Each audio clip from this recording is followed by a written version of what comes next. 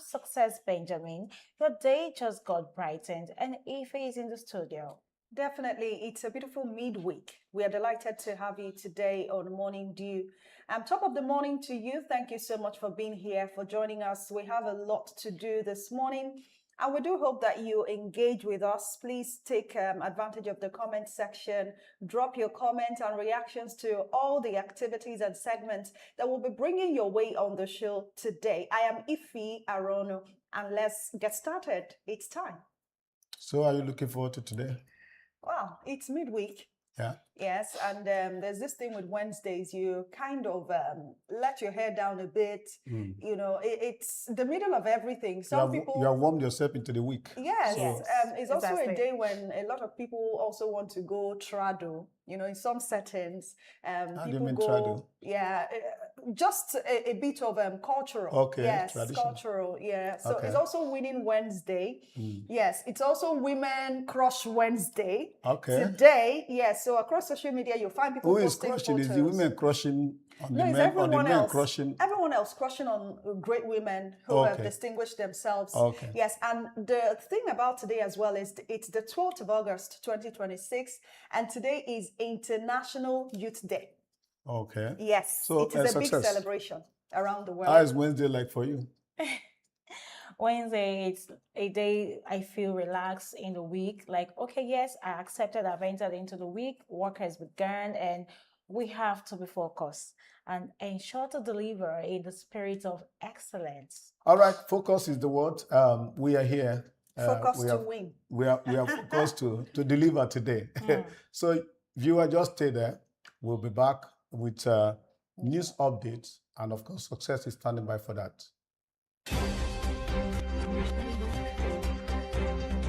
Wake up with us every morning.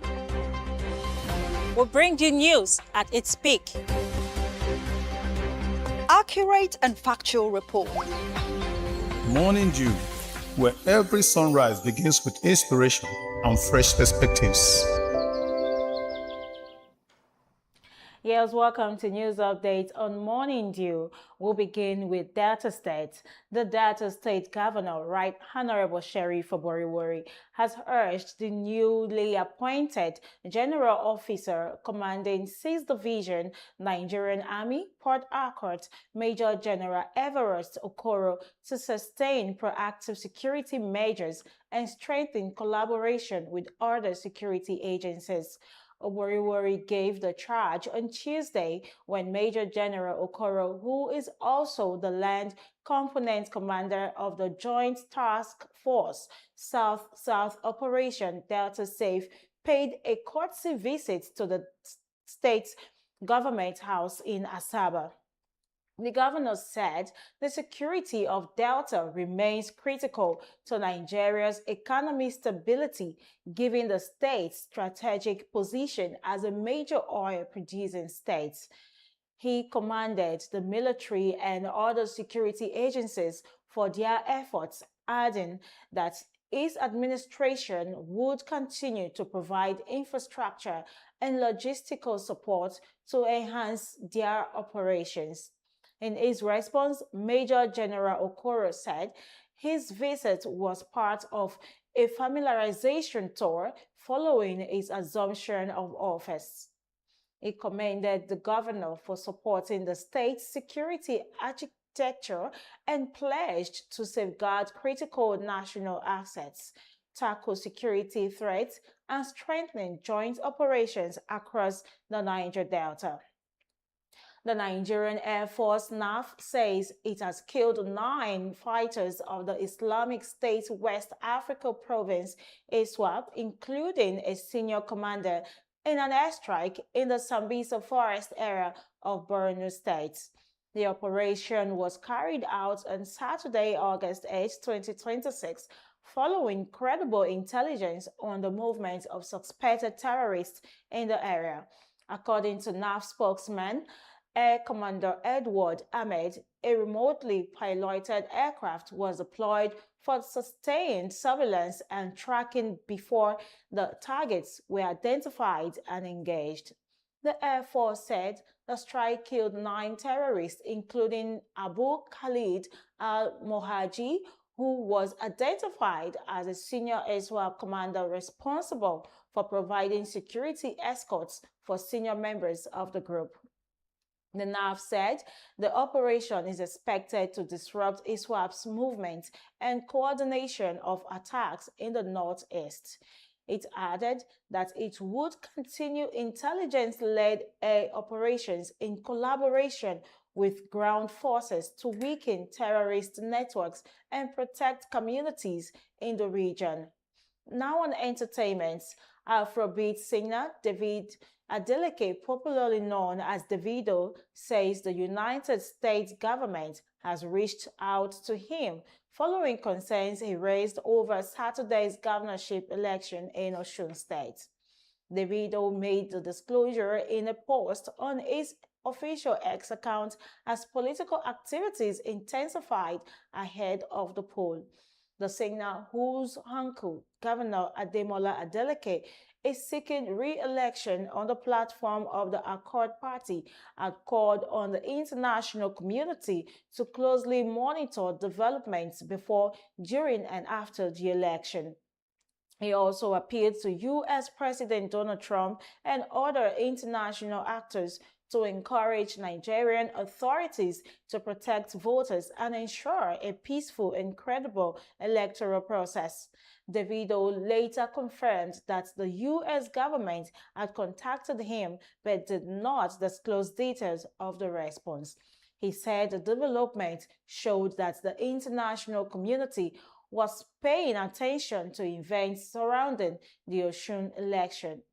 On sports, Super Falcons striker Asisat Oshoala has urged Nigerians women national team to secure a place at the 2027 FIFA Women's World Cup after losing their automatic qualification chance. The Falcons lost 1-0 to Cameroon in the quarterfinals of the 2026 Women's Africa Cup of Nations on Sunday. They must now go through the play-in road, beginning with a critical clash against South Africa at the Mohammed V Stadium in Casablanca, Morocco on Thursday. Kick-off is 9 p.m. Nigerian time. Oshoala called on Nigerians to rally behind the team, stressing that the World Cup ticket is still within reach. South Africa are also seeking a route to the World Cup after losing 2-1 to host Morocco in their quarterfinals.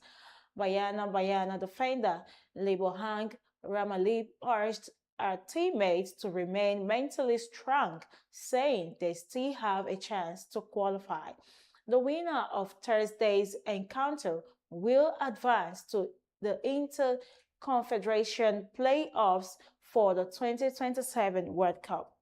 And now on a foreign scene, rescue workers in Western Colombia are searching through collapsed buildings for survivors after a powerful earthquake killed more than 250 people.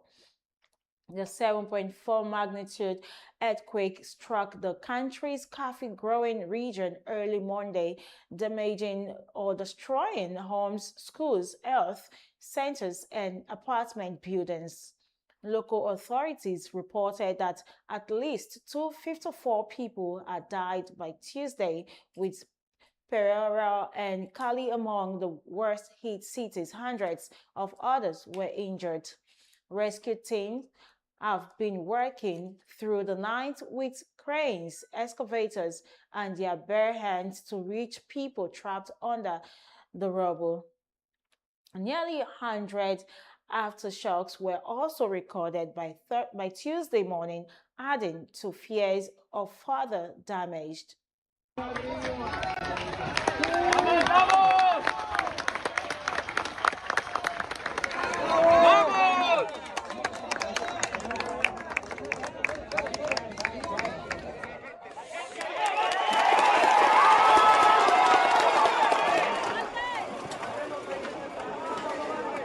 Todavía tenemos. President Abelardo de la Espriella announced a 3-month economic relief program for residents and businesses affected in the coffee-growing region. He said the destruction had been devastating and expressed hope that the relief measures would help affected communities recover. We wrap it here for news updates. You are still watching Morning Dew. Plenty more to come after this break. Stay with us. Wake up with us every morning. We'll bring you news at its peak. Accurate and factual report. Morning Dew, where every sunrise begins with inspiration and fresh perspectives.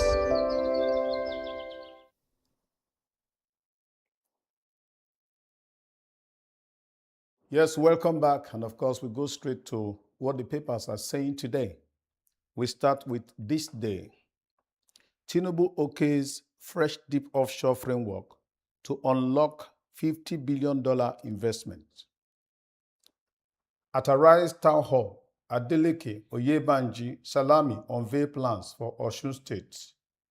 Governor, I fix roads neglected for 45 years, recruited over 1,500 Amotekun staff.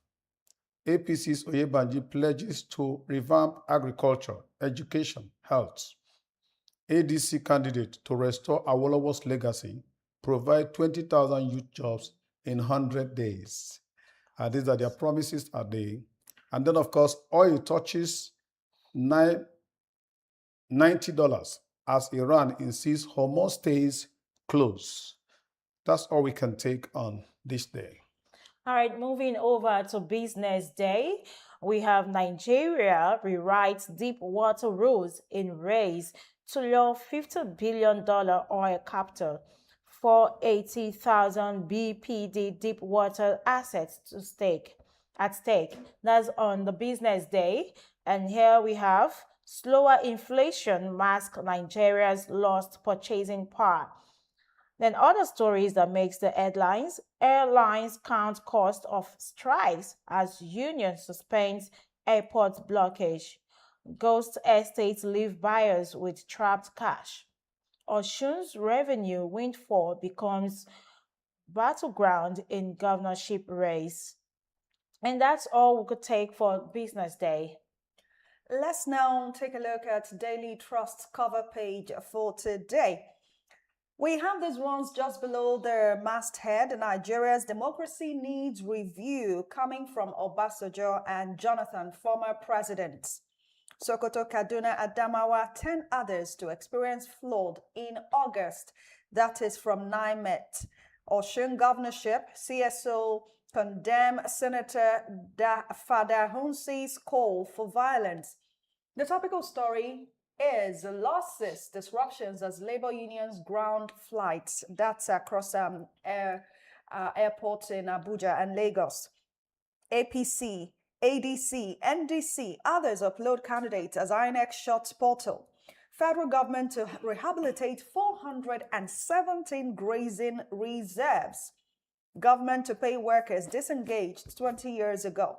Tinubu, Sultan ask Nigerians to unite against insecurity. That's on Daily Trust.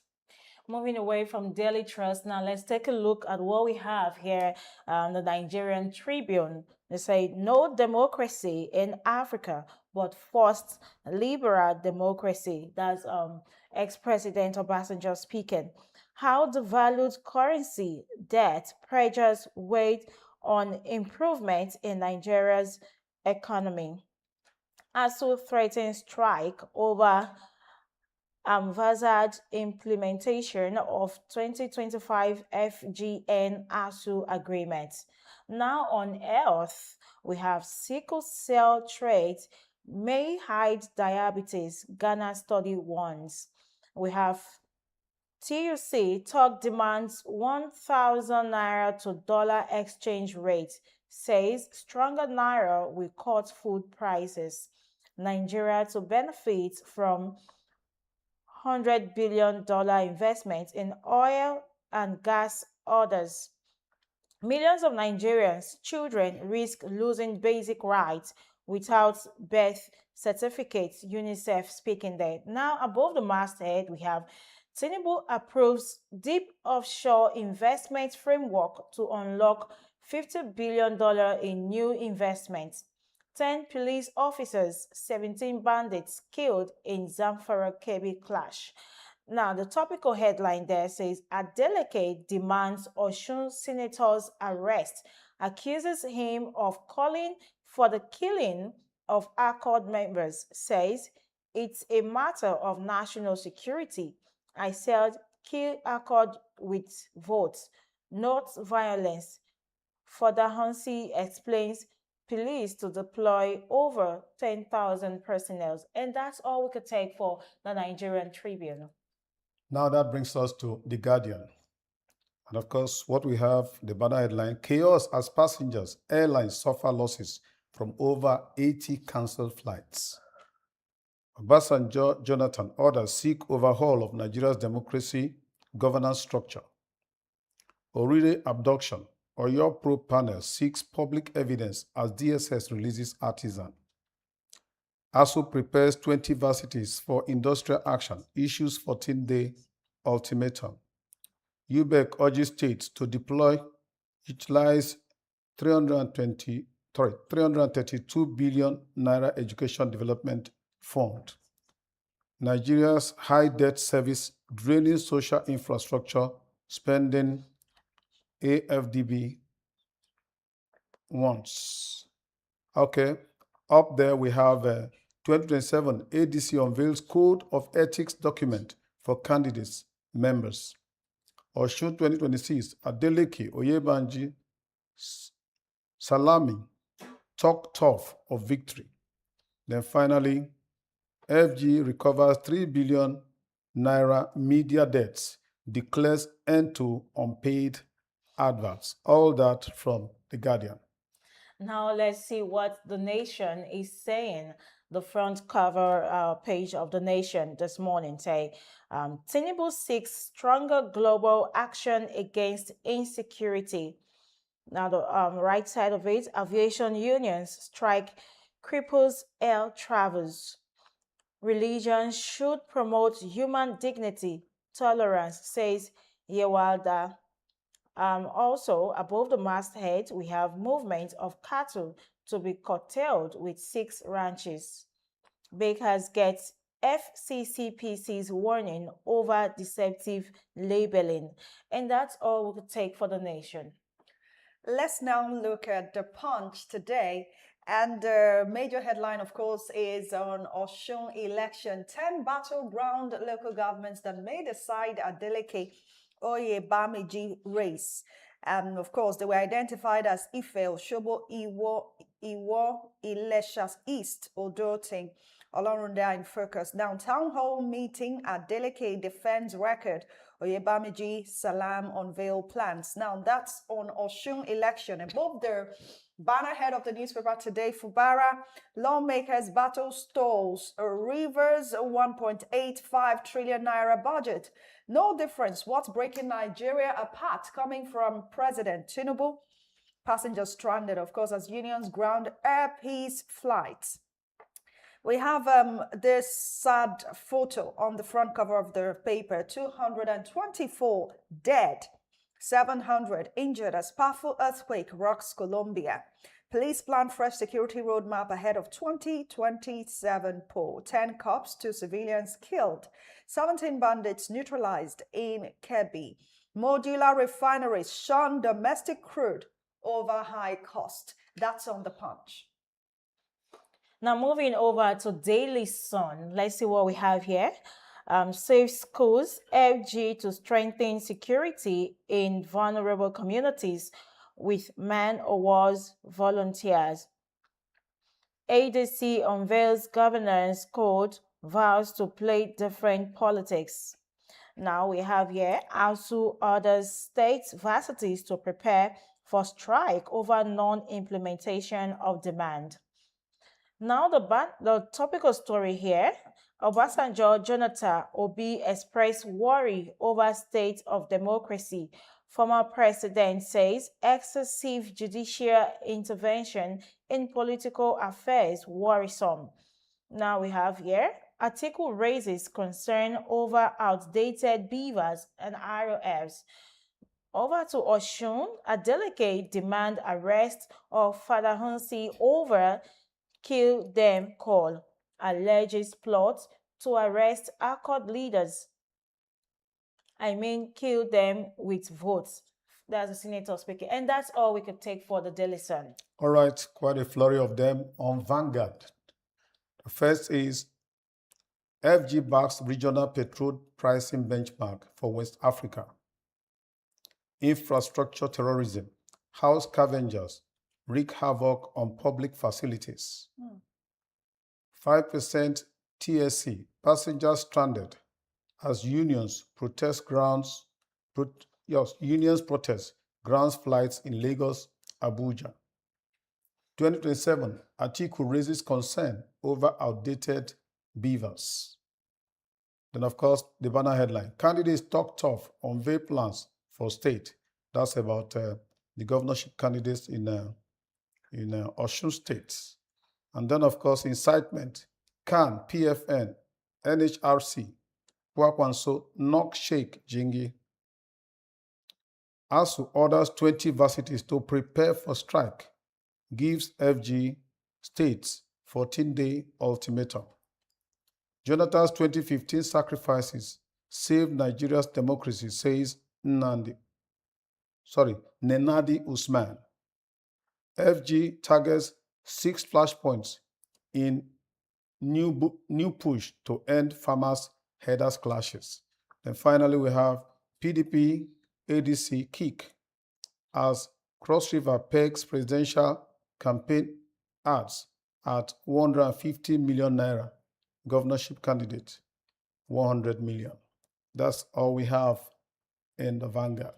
Now bringing us to Empire newspaper, we have above the banner head, police arrest 23 foreign nationals over alleged Ponzi scheme visa scam in Ogun. Now, down here we have I am a bulldozer. Adeleke fires back at APC's political backing. 2 APC supporters shot dead in another deadly attack. Then down here we have UBEC raises alarm on IDO 267 billion fund, one state against leaving it unutilized. And that's all we'll take for the newspaper headlines. Stay with us. When we return, we will look on the topical stories and more insight on them. Wake up with us every morning. We'll bring you news at its peak.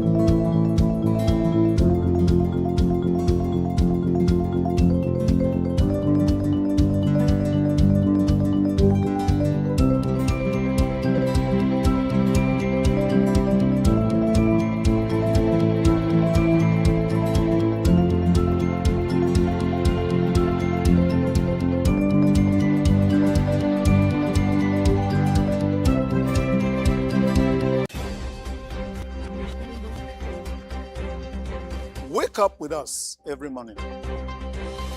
We'll bring you news at its peak. Accurate and factual report. Morning Dew, where every sunrise begins with inspiration and fresh perspectives.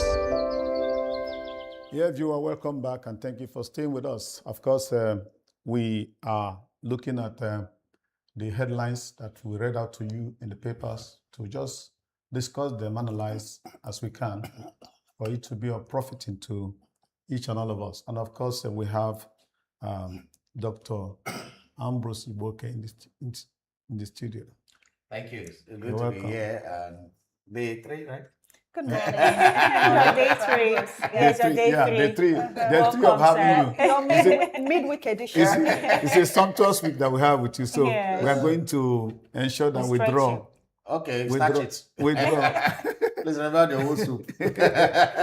All right, so let's go this way. These governorship candidates in Osun State were hosted to a town hall by Arise News, and of course, all of them were talking. Now, let's look at, first of all, the initiative of having a town hall. Another claims, of course, candidates come to discuss and tell people what they want to do. Now, how do we appreciate this kind of initiative that governors were not only invited, governorship candidates were not only invited, but they also showed up and spoke? Well, it's not it's not an innovation. It's not an initiative. It's just something that has been happening in the Western clime that we ourselves have copied. I think there have been, it's just that the name nomenclature was what was changed, because before they used to call it maybe governorship debates. Yes, They debates. call it presidential debates, where candidates from different political divides that want to contest for a particular position are brought together. So that is not new. But I also agree with you that we the see ability... situations where some people were invited, they didn't come. They Well, didn't show up. that mostly happens at the presidential level. Okay. At the governorship level, most of the time, most of them turn up.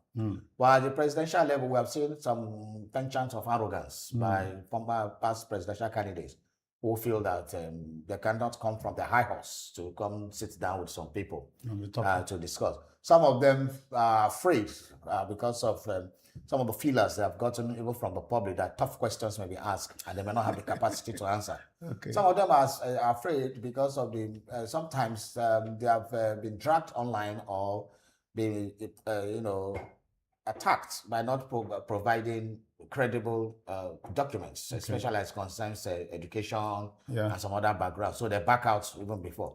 But from 2003, 2007, we have been having robust, governorship debates and town hall meeting till now. So different groups do differently. Some TV stations do. I think the people pioneered this. It was Channels TV that they started with that debate, and then some NGOs, CSOs, civil society organizations also have done, and then so it keeps on going, getting better, and it gives the opportunity because prior to these town hall meetings or debates, the various candidates go separately to do rallies and mobilization. They've never been in the same place together. So it's an opportunity to bring all of them together for them to have, talk with the people and have some interchange and interface. And we could see a lot coming out from that meeting. And there's some people were saying that they didn't know that Governor Adeleke was that kind of spitfire like that. And I thought it was only a dancer. So he was spitting fire and challenging them with this. I remember when they asked him about somebody challenged that the road, there is construction flyover in Ile-Ife, but the road that leads to Ile-Ife from the other side, he asked the person, is it a Osun State road or federal road? And he said he complained that he had done like I think 7 or 8 federal roads and has not been reimbursed. He has not been paid that. Will you continue spending Osun's money for federal roads that you're supposed to? That the sugar has APC. Why they have not done the roads? So these are kind of brickbats that also it showed a lot of sound knowledge, and others also showed their own class. The other candidates too. So Osun is lucky to have very, very strong candidates coming out for this. It's good for the people, so that anywhere it falls, the people know that have very strong candidates. But again, that thing was also marred by the careless statements by an old man who is a senator. One senator, Francis, is it Francis Father Honsi or something? And I don't know whether some of these public officers know the position. Some of them talk as if they are sitting in the beer parlor. I mean, they are just drinking with friends. And so they don't have the public decorum and how to speak in public. And I understand Yoruba, so nobody can interpret it for me. Okay. So I speak and understand Yoruba. And I saw it, I heard what he said raw. It was not by anybody's interpretation. What do you mean that you want to kill people? And it's not, this one is coming later to explain himself. It's not true. He said, I want accord. I want, that is people. Accord people. Yes. So you're not talking about accord as a party. Yes. You are talking about, those kind of statements are not the things you're supposed to, and people were cheering. So those talks who are there, or those people who are there who are cheering him, who knows whether they have been armed? Who knows whether they have dangerous people? And you are telling them when they come out, you should kill them. And he's still standing. He has not been arrested. Even till now. Do you think that a peace accord, because usually during elections like this, that are seen as battlegrounds, especially when the government at the center is very interested, is it necessary at this point for a peace accord to happen in Osun? I don't know whether Nigeria learned from history. Yesterday I was explaining to you what led to the coup of 1966. It's something like this. The federal government wanted to win the Western region at all costs. That's what happened against the Popular Party by Awolowo Action Group. Yes. And that is the problem. So if you keep on having that kind of thing, we are talking about this year was the 60th anniversary of that coup. And we need to learn from history so that history is meant to remind us of our ugly past and our glory so that we can improve. And we can still be having this at all costs. So what do you need about all costs? So if you are the party at the center, you want to win a state, I think you should concentrate on building infrastructure, bring the dividends of democracy to the people, so that at the election time you can tell them, we have done this. This is your party you are supporting. What have they done for you? Look at X, Y, Z, Z. We have done for you. We have done for you. So it's a battleground of ideology. Yeah. It's a battleground of scorecard. Okay. It's a battleground of persuasion. So it's not a battleground of brute force, as the senator. So the senator has made some disgraceful statement, and it's not even apologetic. It's not even apologetic about it. Still prancing around. It's impunity. And because he has not been arrested in another country, that is intent to murder. Yeah. You are inciting the public against another set, and that is a very big crime. So shouldn't the candidates be brought to a table now to agree? The peace thing has always been, in fact, I think one of the candidates, I think it's the governor that said I didn't want to go, and that he was being persuaded to actually come to the table. The issue now is that you go and the candidates and the senator of a particular party is telling the crowd that if you cannot come to this town, that if you come to this town, they'll kill you. Is it the person signing the agreement? So, but I've not made an example of all these people, and that is why these things are happening. For example, the senator have been picked up this morning or picked up yesterday evening, and then other people will learn. Exactly. But we hope that happens.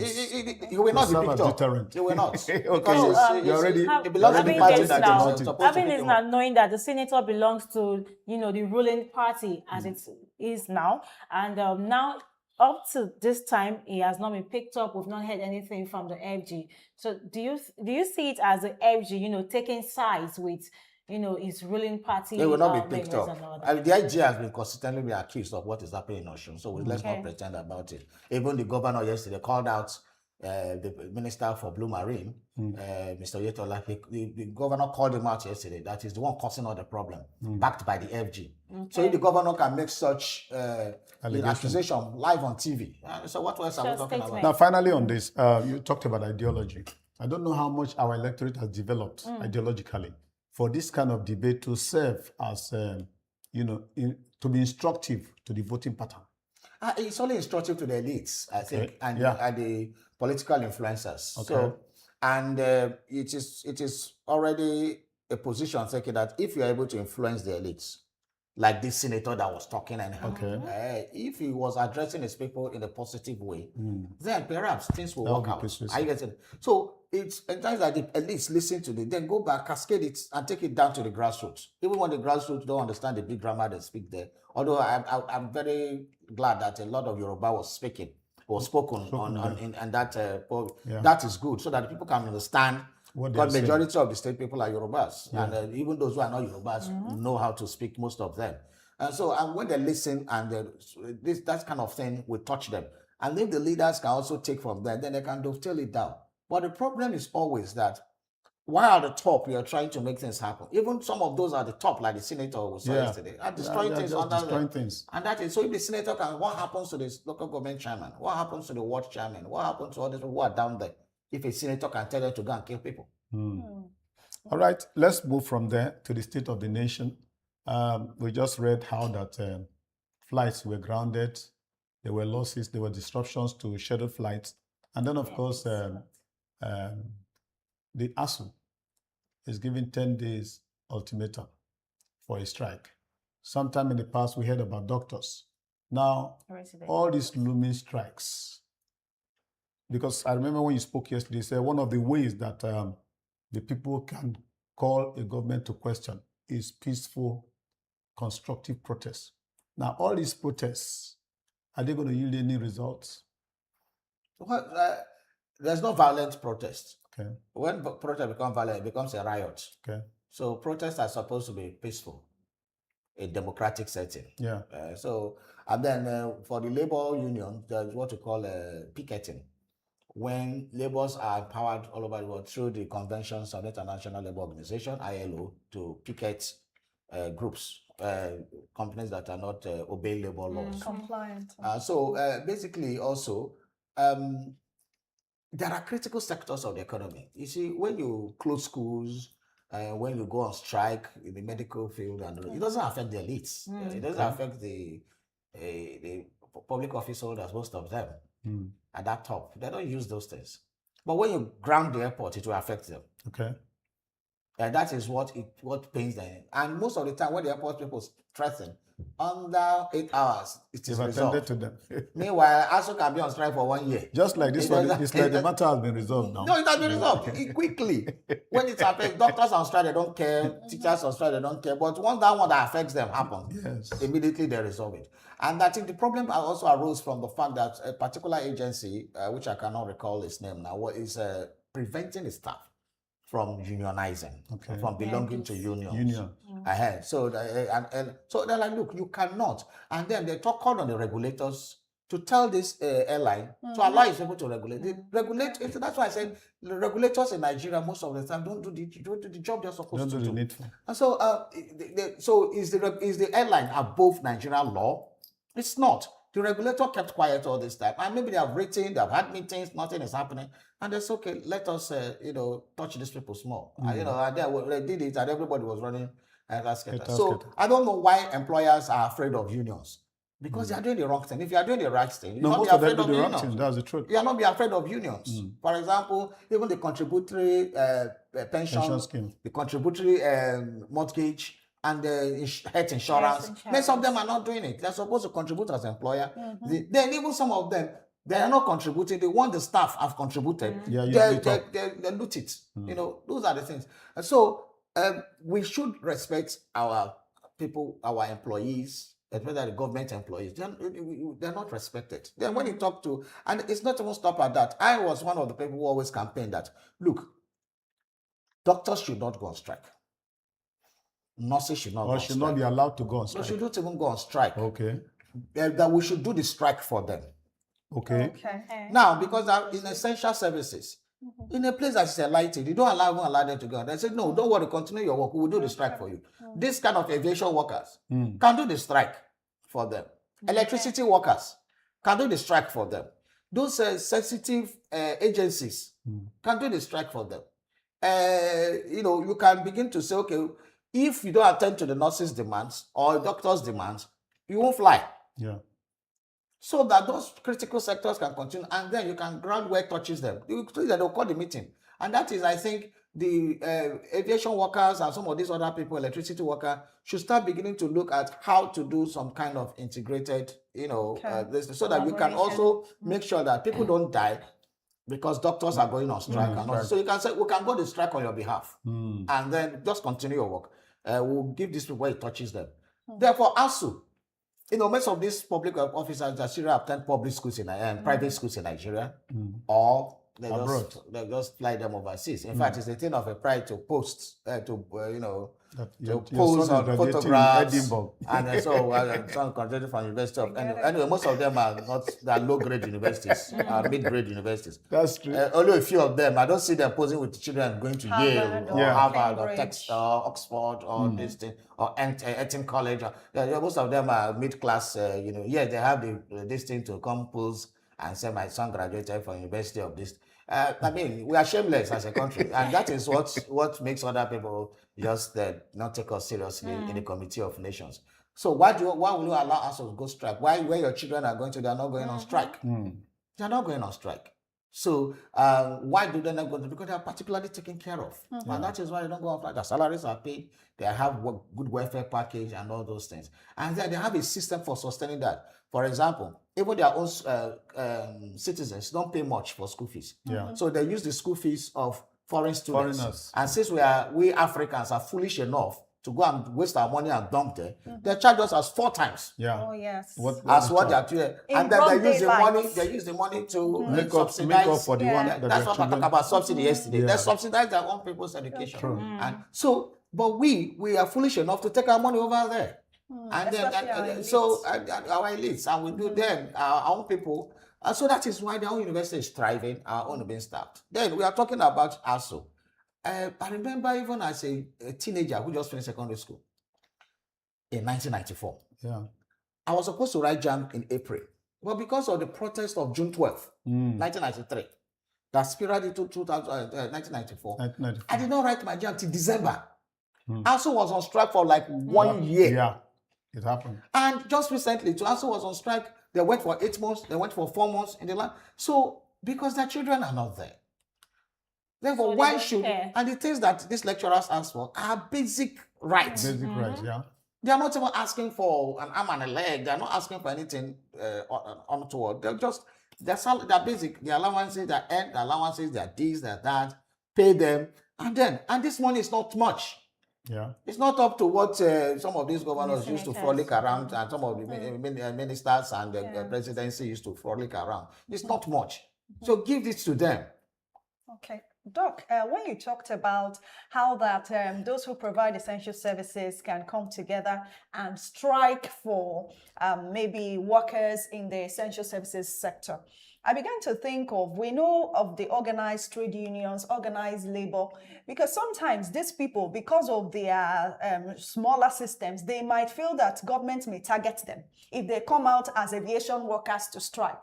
So don't you think that under the umbrella of the trade unions and organized labor, that these protests can happen instead? Well, that is what is happening. The aviation workers were not alone yesterday. You could see Mr. Sifo there, the TUC, the labor was there, backed them up, and said that that is the work of labor as an umbrella body, the NLC, the TUC.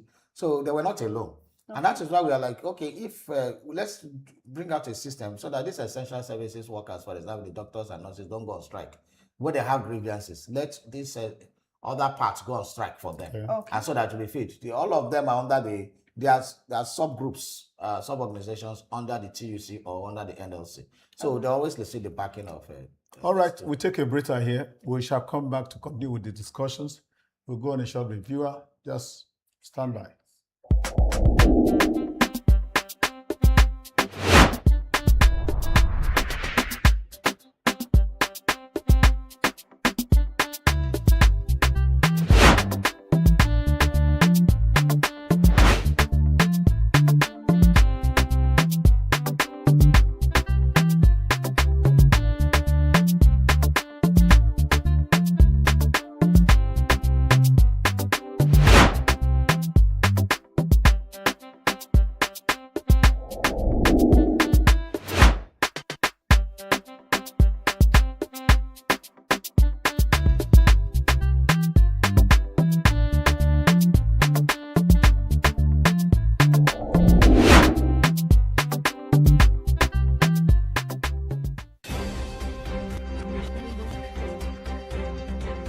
Wake up with us every morning. We'll bring you news at its peak. Accurate and factual report. Morning Dew, where every sunrise begins with inspiration and fresh perspectives. Yes, welcome back. We are still on with Dr. Ambrose Sigboke. Let's shift to an area. Often we are touted as a country that is involved in criminality, forgery, and all that. But we have a report here. Police arrest 23 foreign nationals over alleged Ponzi scheme and visa racketeering. What does this say about our intelligence, where nationals can come here and safely are involved in rackets, running Ponzi schemes? When you touch your phone these days, you see somebody saying that, oh, I logged into so, and then they paid me, they credited me. I don't know Ponzi scheme. What is happening to the control of these things? I think also it happens a lot because people don't have enough enlightenment about it. Okay. Just the day before yesterday, there have been a number trying to reach me for over, I've noticed for over 6 months. And when I checked the name connected to the number, it will say, I've not checked the caller, the true caller. But you know, on the WhatsApp name, he wrote Honorable Mother Shurobasa, who is the speaker of Lagos State House of Assembly. His picture was there. I said, no, this man cannot come. He doesn't know me. I should be the one calling him. Yes. So I dismissed it. But yesterday, the person made a successful call and actually told me that he's the one that is contesting for House of Reps. I hope I'm aware. I said, yes, I'm aware. This, I'm not aware. I said, I thought you wanted to consolidate your position as speaker. At the end of the day, he told me that he was having a campaign meeting, that they selected some media people. That. I said, inside my mind, I said, media people don't finish for Lagos. Lagos is where we have. Other states import media people from Lagos. Which one is that you have? So every day I started smelling a rat. And then he now told me, at the height of it, he now told me that, okay, that he wanted to confirm that I'll be ready for the meeting, available. It's for 8:30 to 9 o'clock. That he has sent me a code. I said, okay, that code, okay. During the meeting, I will enter the code, right? He said, no, he needs to confirm the names now, so that his PA was the one that gave me his name, this and that I should call out the code. I said, no, I'm too enlightened for this. Now, shall I be worry boy? No. I told him, okay, I will do that. We'll see to that so later. Immediately I got the call, I just went and blocked it. Yeah. Looked at WhatsApp has sent me a message on that text and said that somebody is trying to change your line. Okay. Yes.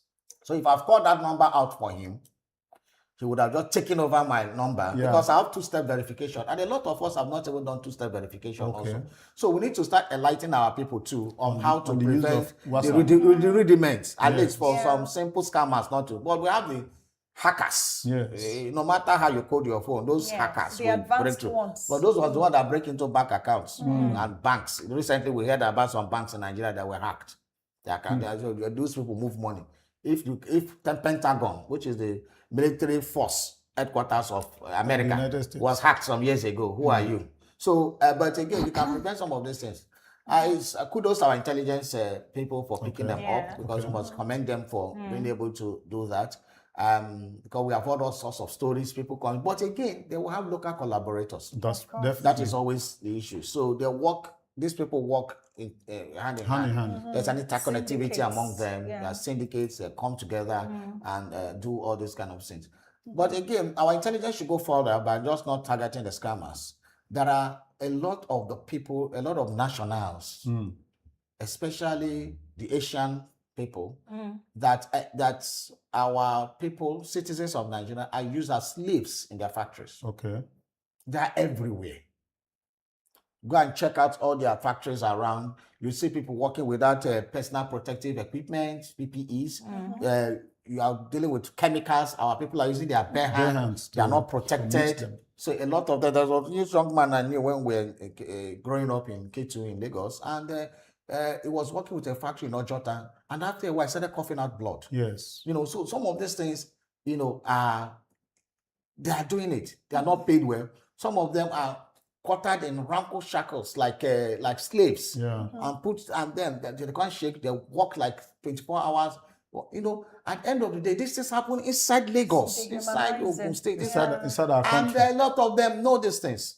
A lot of the security agencies know these things. They don't go. Go to all the industrial layouts. They are happening there.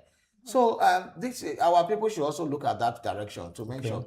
And then the labor, we are talking about branding airports and the rest. What is happening to these places all that these are, industries, dehumanizing our people? They should also go there and picket those places and make sure they do the right things. Talking about your story, I think that anyone who heard it would be worried about digital safety in Nigeria. Who should even champion this? We're talking of the low-hanging fruits like protecting your WhatsApp and all of that. Everyone is talking about, oh, go online. Everybody is online. Even children are online. How do we begin to protect ourselves? You need to, for example, Nigeria is slow in digital laws. When you go to Europe and America, especially Europe, America is also slow sometimes. But when you go to Europe, immediately new technologies are coming out. They're already sitting down, reviewing it, and trying to give legislation for you to guide the restrictions. use. There's one recently that happened, Grok. About using ability to use Grok to create videos, to undress somebody. Yes. A 14-year-old, that didn't happen to a 14-year-old. She was undressed with Grok, which there's a app called Grok AI. It was undressed and everything posted online. The girl committed suicide. Therefore, there is legislation immediately started going up that there are some also apps, some of these apps, even why will you allow somebody to use your application to post hate speech? Why? So they are forcing them to use the algorithms to ensure that some of these things don't come out. And even recently in Nigeria, Nigerian government and Meta, that is owners of Facebook and Instagram, they enter some trouble, they enter some conflict areas, and they're trying to tell them, no, you can't do this. Just last week, I think Saudi Arabia, or this week, I don't like this week, Saudi Arabia said, look, you cannot post your children's picture on or videos on social media. Allow them when they get to the age of consent. They can now begin to do that. You see a lot of parents in this country that are pedophiles everywhere, and then they're giving their children phones and other things. Another way to protect, especially the children, in Nigeria, there's no protection for children. Once they go online, they'll roam the internet, the entirety of the internet free. You can't try it, maybe in UK, for example. They will block. They have limited access. The content they can access are for their age. We don't have that in Nigeria. And we still have parents who have 13-year-olds, give them phone. The next thing, there's what you call dark web. Those guys who operate, they will just, before that is how they enter drugs, that's how they enter prostitution, that's how they enter some kind of, all kinds of shady things that they do. And that's also sometimes they will learn how to kill. They will learn how to disobey their parents. Terrible. So these things are what you call internet, safeguarding our internet for safe use. But for now, we don't have anything much strong. Even the Federal Protection Commission and the other things, there's a data commission now also, Data Protection Commission. They are trying hard to see how they can, because even our own GSM operators scam us. You load there's been a constant fight between NCC, the Data Protection Commission, and the GSM operators. So if we can be scammed by our own operators, then we are in trouble. So what we can now do is to ensure that there are legislations, because we are very slow at legislation. For example, a number is scamming people, and you still allow the number to exist. It's easy to track such people doing such things, sending those messages. You people their GPS, and the instruments are there, they can pick them up, but they allow them to do what they want to do. And that is why they keep on increasing, and we keep on having these issues. All right, our time is winding down. Let's take this one. UBEC, Universal Basic Education Commission, is warning that some money, up to about 207 billion naira funds, meant to be used by states, is still there dormant, and that it will recall the money. Now, our primary schools, their states, very bad. Meanwhile, there's this money here. What could be happening there? I think there's a disconnect between UBEC and the states. There's a very serious disconnect. And UBEC, I don't think UBEC is doing its work well. It's not enough to come out and start screaming on press conferences and the rest. What are they not doing well? Over the years, it has been the same story. Therefore, something needs to change in UBEC. How do states access that fund? They do what you call counterpart funding. Yeah. Okay, UBEC brings a particular percentage. and the state governments State. bring particular percent. But the state has to take the initiative. To access it. Okay. So it's either that thing is not it's not interesting or enticing to the states. Okay. Maybe that's why they just leave it. Maybe it's not enticing to them. Maybe the states have enough funds to run it their own UBEC without doing counterpart funding. Or maybe the grants, or is it a grant or is it a loan? If it is a loan or it's available, then maybe the states will like, we can go to HOHO, we can take other loans from other sources to do it. And do what you want to But do. if it is a grant, I think the states should make more efforts to pay their own counterpart funding and access the grant. Then I don't think it's also enough for UBEC to sit down in Abuja and issue president. They have offices everywhere in the country. Yeah. They will have state UBECs. So what are they not be doing? So they should also go into marketing, because if those monies are dormant, they won't receive more money. Yeah. If you don't expend what you have and retire, you don't get more money. You don't get more money. So that's why they're shouting now. So let them go out, do the marketing. They should do a survey. Have meetings with commissioners for education across the country. Meet governors. Make your presentation.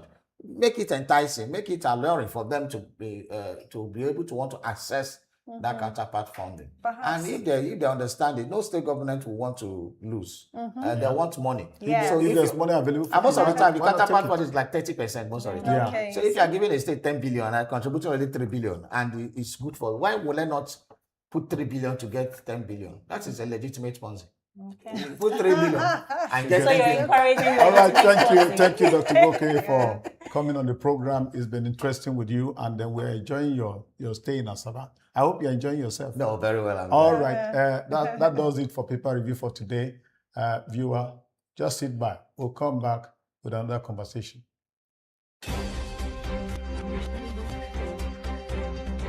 Wake up with us every morning. We'll bring you news at its peak. Accurate and factual report. Morning Dew, where every sunrise begins with inspiration and fresh perspectives.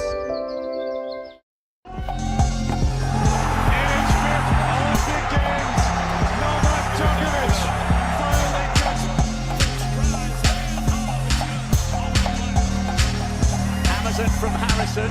That is a massive world record. Martinelli goes, boys, out of his goal. Martinelli. This will be 3 for Arsenal.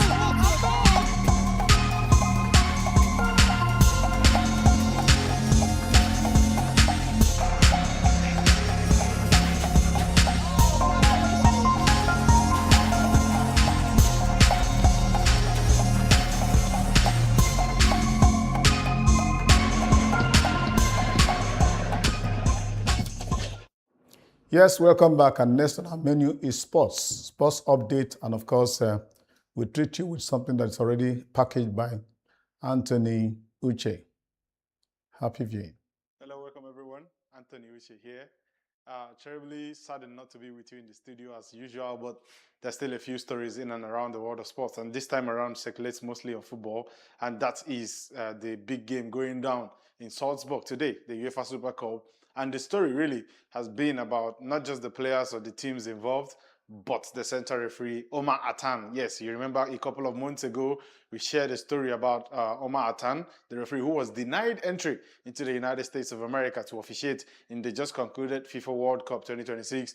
And as a fallout from that case of the visa being denied to the official and he eventually being sent back to Somalia, UEFA put out a statement at the time that they had invited him to join them and officiate the curtain raiser of the European tournaments this season, which is the UEFA Super Cup that will take place between Aston Villa of England and, of course, Paris Saint-Germain, who won the Champions League last season, representing the French interest in the game. And this will be the first time in recent memory that the referee who officiates the game, which is solely going to be taking place between two European teams, will be from a continent outside Europe. And of course, that is yet what others view as another blow, really, from UEFA towards FIFA, who have also been at loggerheads with them as it concerns a lot of things that has gone on at the World Cup, but most recently, the decision of the FIFA president to sell off stakes in FIFA major competitions to private investors. And like I said, this highlights yet again the fragile or the severed relationships between the two federations or the two organizations. And still talking about that, that brings me to our second story of the day, and that is, of course, surrounding the FIFA president, where his friend and the president of the United States of America, Mr. Donald Trump, has come out on social media to say it would be, quote, a terrible mistake to, get rid of Gianni Infantino, basically, or to throw him out of the presidency of FIFA. And he stated part of the reasons will be that there will be no much money really in FIFA because he thinks making money was what Gianni Infantino did for FIFA, and that is enough reason to keep him in power. For me, I still think he doesn't get it. Mr. Trump does not get it, that even the excessive need for money is what has put Gianni Infantino really in the problem situation that he's found himself in.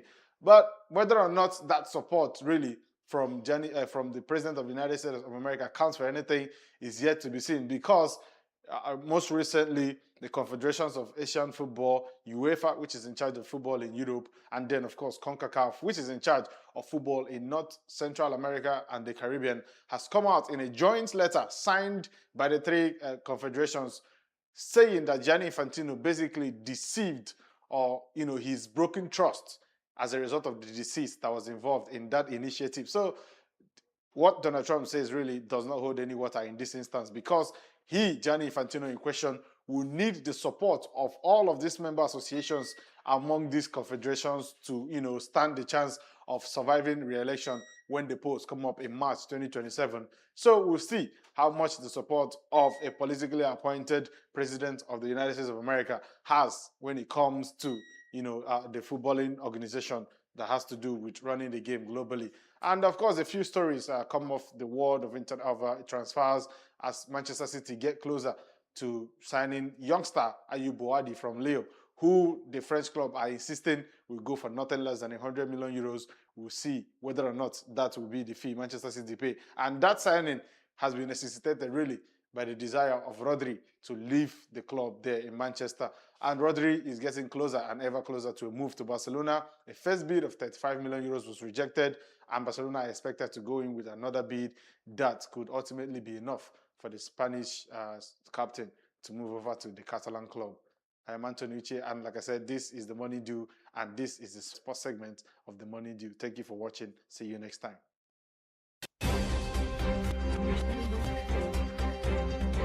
Wake up with us every morning. We'll bring you news at its peak. Accurate and factual report. Morning Dew, where every sunrise begins with inspiration and fresh perspectives.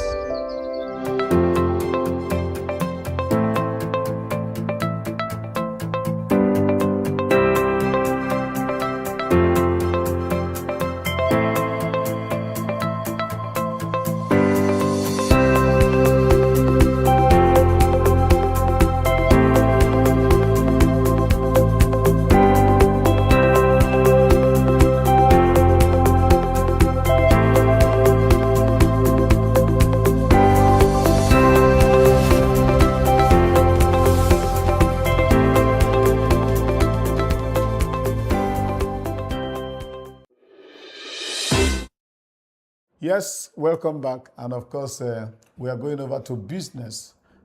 Luisa Asidi is in the studio. How are you doing? I'm doing fine. Good to see you. Good to see you too. Your Good business morning. great. What do we have today? We have a few of wonderful stories for you. So first of all, let's start with Nigeria's economic recovery. Capital flowing into Nigeria hit a 6-year high of $23 billion last year.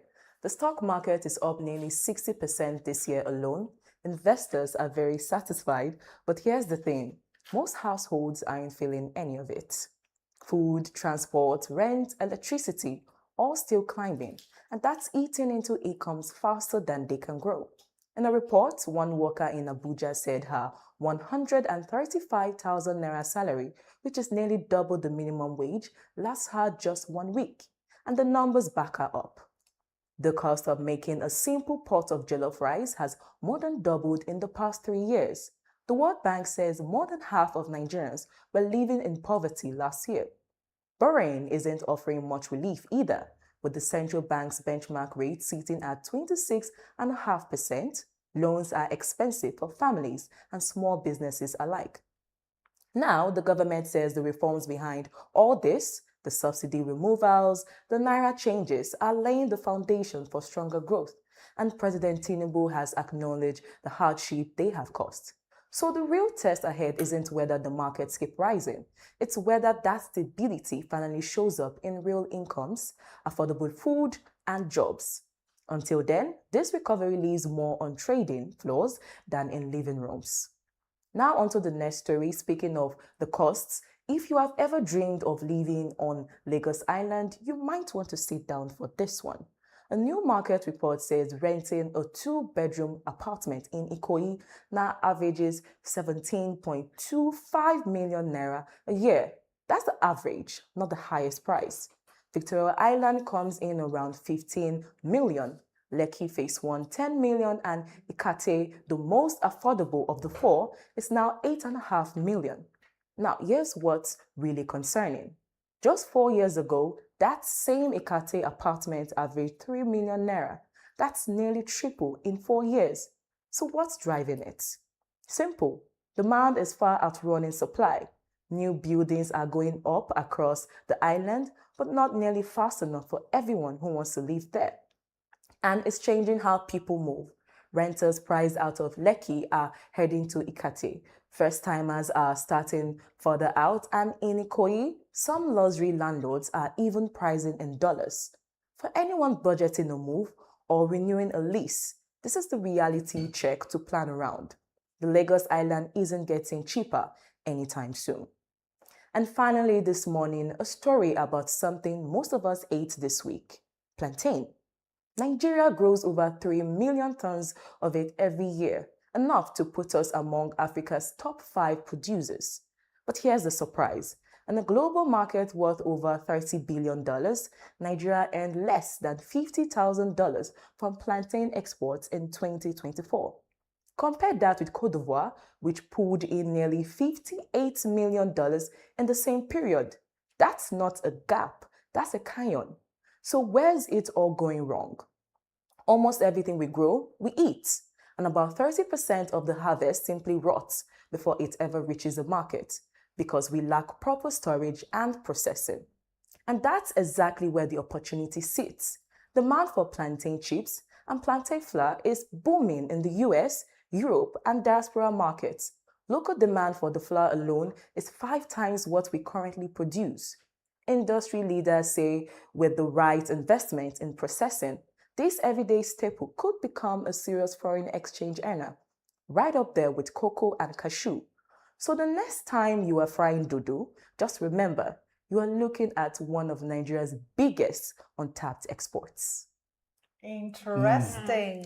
Your stories are And somehow. you made me hungry.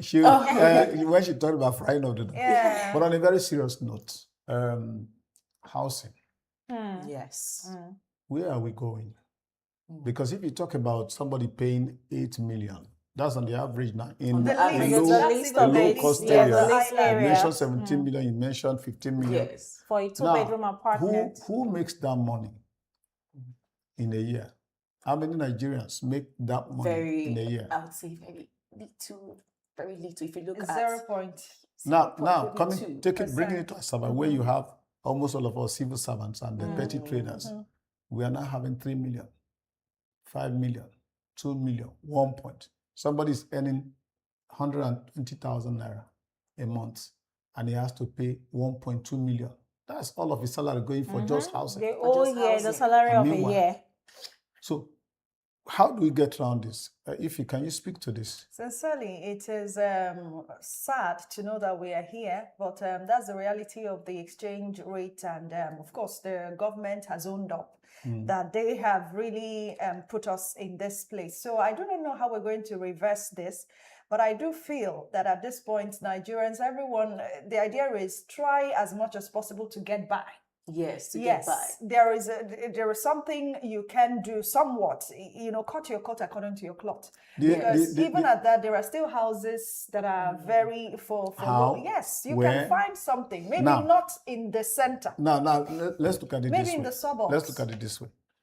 One of the leeway outs would have been for people to try and own their houses, no matter how small.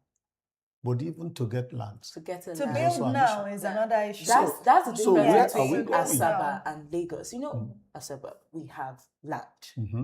Lagos doesn't really have so much land as No, Asaba. even where we have land now, a piece of land within Asaba metropolis, the cheapest you can get kind of is 10 expensive. million, That's the 20 cheapest, million. yeah. Yes. Now, how does a civil servant Earn it. who, as it Earns were, less than we a say we are the million. middle class, Why you are I a graduate said- and you start why I working said less what I than a said for 10 million. years. is that I know some people, I've interacted with some workers, and they've told me that so that they can pay for rent, they've gone far. They have gone far. The only thing is, you'll be stressed out commuting to work. Yes. Because sometimes you work in the heart of the city, but then your house is an hour away. That means as well that you're paying a lot on transport fare. Of course. as Because well. you have to put You into know, consideration so those are as the well issues. that because like you rightly said, you have to. I was coming to that, and you mentioned it because when you go afar off, maybe out of the center of the city, city center. you have to pay more on Yeah, transportation. transportation. Yes. So what you look at is okay, what is the expenses on transportation for a Yes. month times a year? All right. So it's somehow, when you look at it, it's almost equivalent because just truly, you can also still get some kind of affordable apartment. When you put together your transportation, you can get that kind of apartment around the center of the Parting city. with bulk money Yes, is another you issue. understand. How And do you, also, how do you, how do you, I'm how do coming. you I'm get also bulk looking money? for, looking at a civil servant earning less than £1 million Yes. and having to rent an apartment of Like 10 or 5 million. No, okay, that is that's too too high high. because you can't We're even talking foot of it. the local You can't. setting. You can't foot it. So I've heard someone say instead of me paying 1.5 million for bed sitter and I have my own apartment to complete. What? So No, those for are- somebody, you're talking about somebody who already has a already land has- Yes, and I it's already had. It's already That building. makes a lot of No, sense. that There are makes those a who lot have of- not but started. Do you understand? Because So right how now, do as those we speak- persons now? I'm coming there. Those who have not started now, how do they gather? How do they How do gather? With How do you family, get that money? having family, how do you expect them to gather that bulk amount of money? Okay, start something, even no matter how little. Social I think housing, that's the reality social of housing. This of thing is a Nigeria serious right problem, now. though. It's a- That's it's the a reality serious of Nigeria. I had an interaction with a stakeholder, someone in Abuja, and he was lamenting because he told me something Now, about when you say why- stakeholder, Yes, he what's works his with a stake? federal agency and okay, he's okay. a top person. Okay. And he's so worried because he tells me that in states around the country, people keep moving to Lagos and Abuja because that's where they will find the opportunities enough to at least attempt to pay rent. And that means that regional development is being stunted. And a bit He secured. feels that social housing would help. How do you mean? If government can invest in Yes. low-cost housing, This government. Yes. that it's not that government will pay everything, I but know. it will be subsidized. I know. For people to at least be able to earn a living at the subnationals. Now- the now, government the is able to problem- do time this ago. to be really, really perfect because you get to reduce the price of rent coming from the line of landlords. And when you have agents, they also add to the prices. Yes. Now, No, their own is now a the little. Their own is issue a of little. agents. Whatever you're talking Now about. the issue of agents is becoming alarming. I Yes. think towards the middle part of this year or early this year, the residents in Lagos were calling out on the governor of Lagos State to look into agents in housing. That I think these guys should be caught. They should be arrested. Yes, they should be called. Yes, they should be put caught. ridiculous So prices the, that they are not the supposed governor to. was called on to look into that matter critically. So, but I don't know what has happened right now prior to this time. It's a national but do you problem. know? Yes. There was Very a time serious ago. problem. Yes, there's a time ago that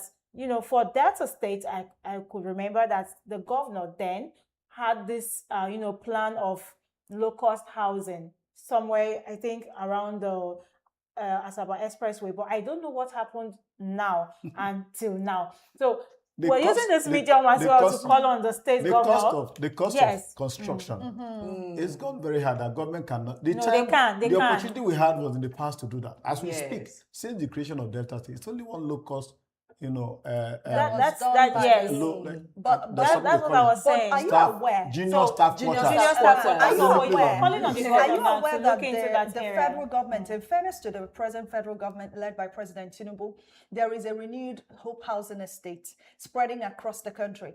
There is one in Warri. We have not gotten a. Oh, There's in one Warri. in Warri, and housing You've seen units it? there. Yes, houses are. I can show you. It's even on the internet. You can actually get your own house. All you need to do is to check it up I on have the where I'm internet. staying now. I don't want to. No, I'm just saying don't anybody want to. who wants to. It's just that Warri is fine. If it was in Asaba, I'm sure that by now all of us will be house owners. Have they told you about how much it is? Yeah, it's about 8 to 10 million naira for Okay. a small house, maybe about 2-bedroom or so. So perhaps after the show, I can It's show you. more economical to buy a house for 8 million than to be paying 1.2 Yes. for a That's year. big. Yeah, for a year. and it's not just in Delta. There are some states that have been earmarked, and these houses are going up across. And the thing with what the federal government is doing is that they're actually finishing the construction.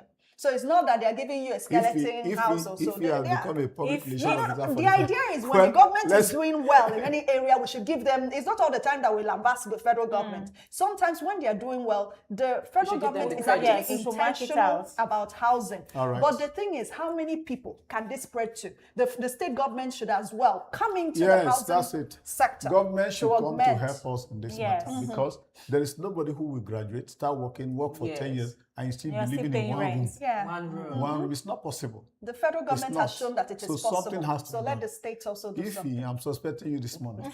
Well, Lisa, thank you for coming. And of Thank course, you. When it gets to your security, stories are I'll always tell very them. interesting. I'll tell them the truth. Now, viewer, stand by. When we come back, we'll go to other conversations. I'm sure we're going to the soft side. Thank you. Wake up with us every morning. We'll bring you news at its peak. Accurate and factual report. Morning Dew, where every sunrise begins with inspiration and fresh perspectives. The Delta Broadcast Media Organization, in conjunction with the Delta State Ministry of Information, presents the Delta Broadcast Media Conference 2.0. Theme: The Broadcast Media as a Democratic Catalyst, Shaping Public Trust and Electoral Credibility in 2027. Keynote speaker, Sheun Okimbaloye. Anchor, Politics Today on Channels Television. Guest speakers, Ayo Mairo Essay. Anchor, Arise News. Agatha Amata, CEO, Trend FM. Samuel Fejoku, veteran broadcaster and senior special assistant to the governor on protocol. Guest of honor, Honorable Charles Ehiedu Aneagu, Commissioner for Works, Rural Roads and Public Information. And Right Honorable Imomotimi Dennis Guo. Speaker, Delta State House of Assembly.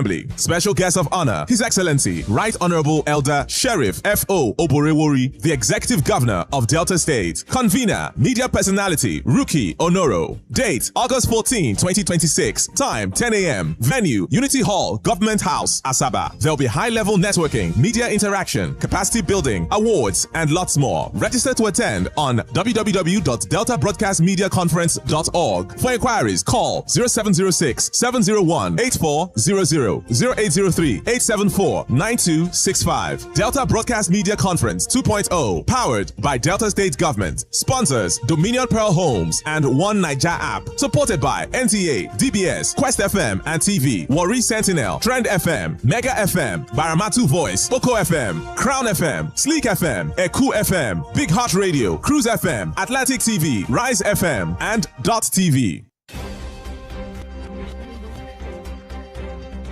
Wake up with us every morning.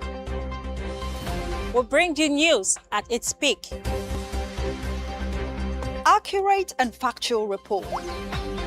Morning Dew, where every sunrise begins with inspiration and fresh perspectives.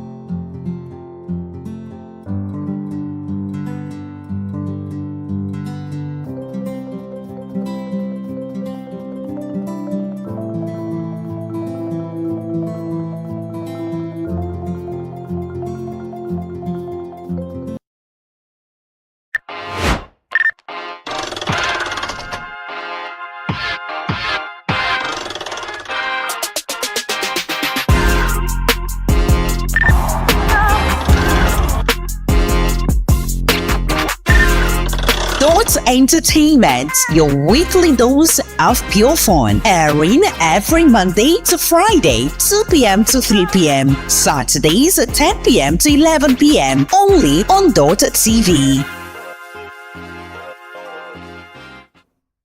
Yes, welcome back. And of course, we are going to the softer sides.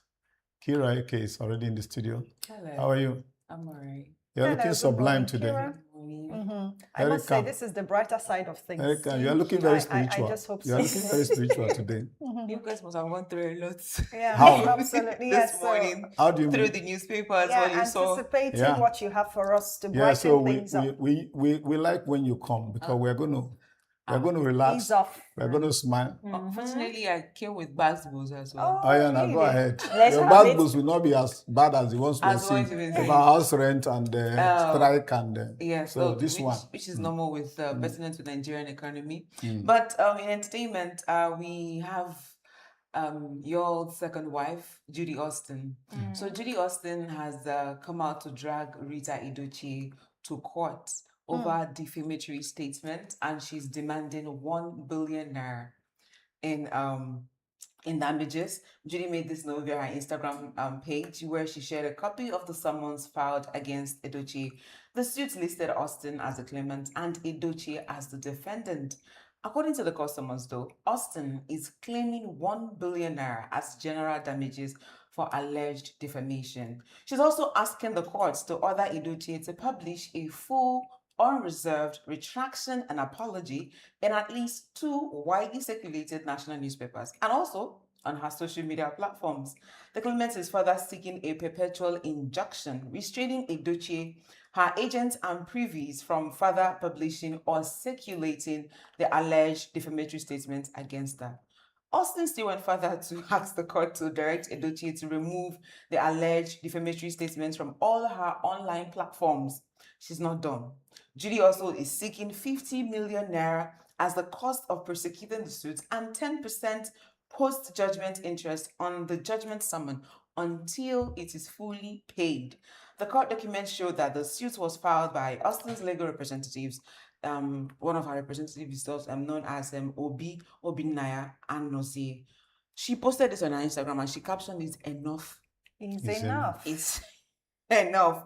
So the right also requires Edochie to present herself in court as at the time that someone is going to be, served on her. That I don't know if you should talk about that or should I go further with my other stories? Then we'll discuss Okay. around How it. has Rita reacted? When you're talking about issues that have to do with court, leave Yeah, us alone. has she reacted, Rita? Just No, leave us she's yet to react to this. Oh, okay. Go to your next story. She's yet to react to this. So the next story is, we all know that the Okoye's family is still going through a lot. Let's say a lot. But this is not even the first time. Previously, I think 2 years ago, something like this happened. We are unfortunate to still witness another one. I call it unfortunate because what actually led to this whole part 1, I think we're part 9 now, 2 hours long of Peter.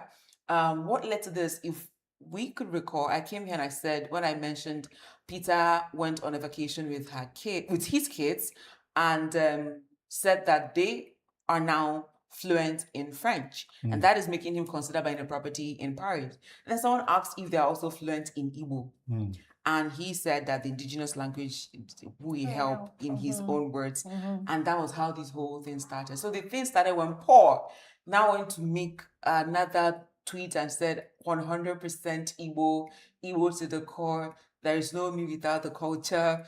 And now Peter said, why are you always looking for an opportunity to drag me down? After that, we have now forgotten what led to this whole new case. This is Now we have part 1 to part 9 of the Okoye's. I think it's safe to say the episode is now a series. Videos. Videos, and each video is about The Okoye 10 to saga. 15 minutes or even 20 minutes, some of them. But recently, Peter now kind of has a renewed fan base. People are now showing him more attention. On his Spotify, he has more than 500 people, new people that have listened to him. Now I think he has gained about 500,000. Okay. Now on his Instagram, gained 1 million more followers. Of course, he sold out his stock after people are not taking side with him because of this whole thing. People are saying that why is Jude in the picture? If he's not dancing, he's not singing, he's literally contributing nothing he contributed nothing to the P Square brand. Yes. Why is he taking more than 20%? Okay, that's their former manager. Yes. Elder brother. Yes. Their elder brother manager. Yes, in millions, not in millions in dollars, actually, not in our. Okay. So some people are siding Jude and Paul, while Peter is on a standalone. Oh yeah. In the 3 groups, he says he's on a standalone. Now he went on Nancy Simmers podcast to say that he's not even afraid of death. That what he's afraid of right now is poverty. There's a video, and I would like us to watch it. Who did that? Oh, Peter. Okay. I'm not afraid of death. The only thing I'm afraid of in this life is poverty. It's being broke. I've tested it before. I've been in our house with my parents before. With my parents before. I came and we're living in, like, this is a major house. There's a boys' quarter. Me, my mom, my father, all the whole family, 6 boys and 2 girls, living in 1-bedroom apartment. Right? They have to divide the room with a curtain. So the landlord have sold the compound. We are trying to plead to give us something. Next thing we were home, bulldozer came and broke the house. So I've tested poverty before. House. Yeah. Okay, so we could tell right now that I would say Peter is enjoying The whole publicity, saga. free publicity, and he's selling Also out. making money. He's also making money. Do you know how much he made selling? So why is he saying 3,000? that he's only afraid of poverty? Where is the poverty coming from? Well, I think he's trying to. If you ask me personally, I think he's saying this to maybe buttress the point that the brother is owing him millions of dollars. Okay. That maybe that is the reason why he is trying to fight. He also said that he is not even fighting for himself, but for his children. Of course. Yes, so because he's one day going to leave. The prayer of every parent is to Leave the inheritance. funds. The Bible says so. And he worked hard for A it. good man leaves an inheritance for his children, even his children's children. Yes, absolutely. So let me go to my last story before we discuss Judy's. All right. I really want to talk Are you about sure? Are you sure? Okay. You Because- to talk about it. Okay, I'm not interested. well, I am going to end on a good note. Yeah. Nigerian media mogul, we know Mo Abudu. She's the Ebony Life CEO. So recently she has unveiled her London Ebony Life place in London. It's also called Ebony Life Palace in London, where she said that she wants to dedicate it to just strictly African and Nigerian content. Okay. Meaning strictly African and Nigerian movies, nothing foreign, nothing Western, absolutely. And then she bought this property last year, 2025 March. And it's good news that when she unveiled it, we could see that aesthetically everything has come into play. The building has been reconstructed to fit the African aesthetics. To look African. Yes. The video also showed the property in its original state, how it was before she started. And then more than a year later, the space has undergone major transformation, with the auditorium now sporting, we have a polished vintage place, we have a restaurant, we have also hospitality, which is the place that you can come for a lounge, a bar, a retail place where they sell everything indigenous. When I mean indigenous, I mean Nigerian and African. So this is the video playing right now. Let's watch it.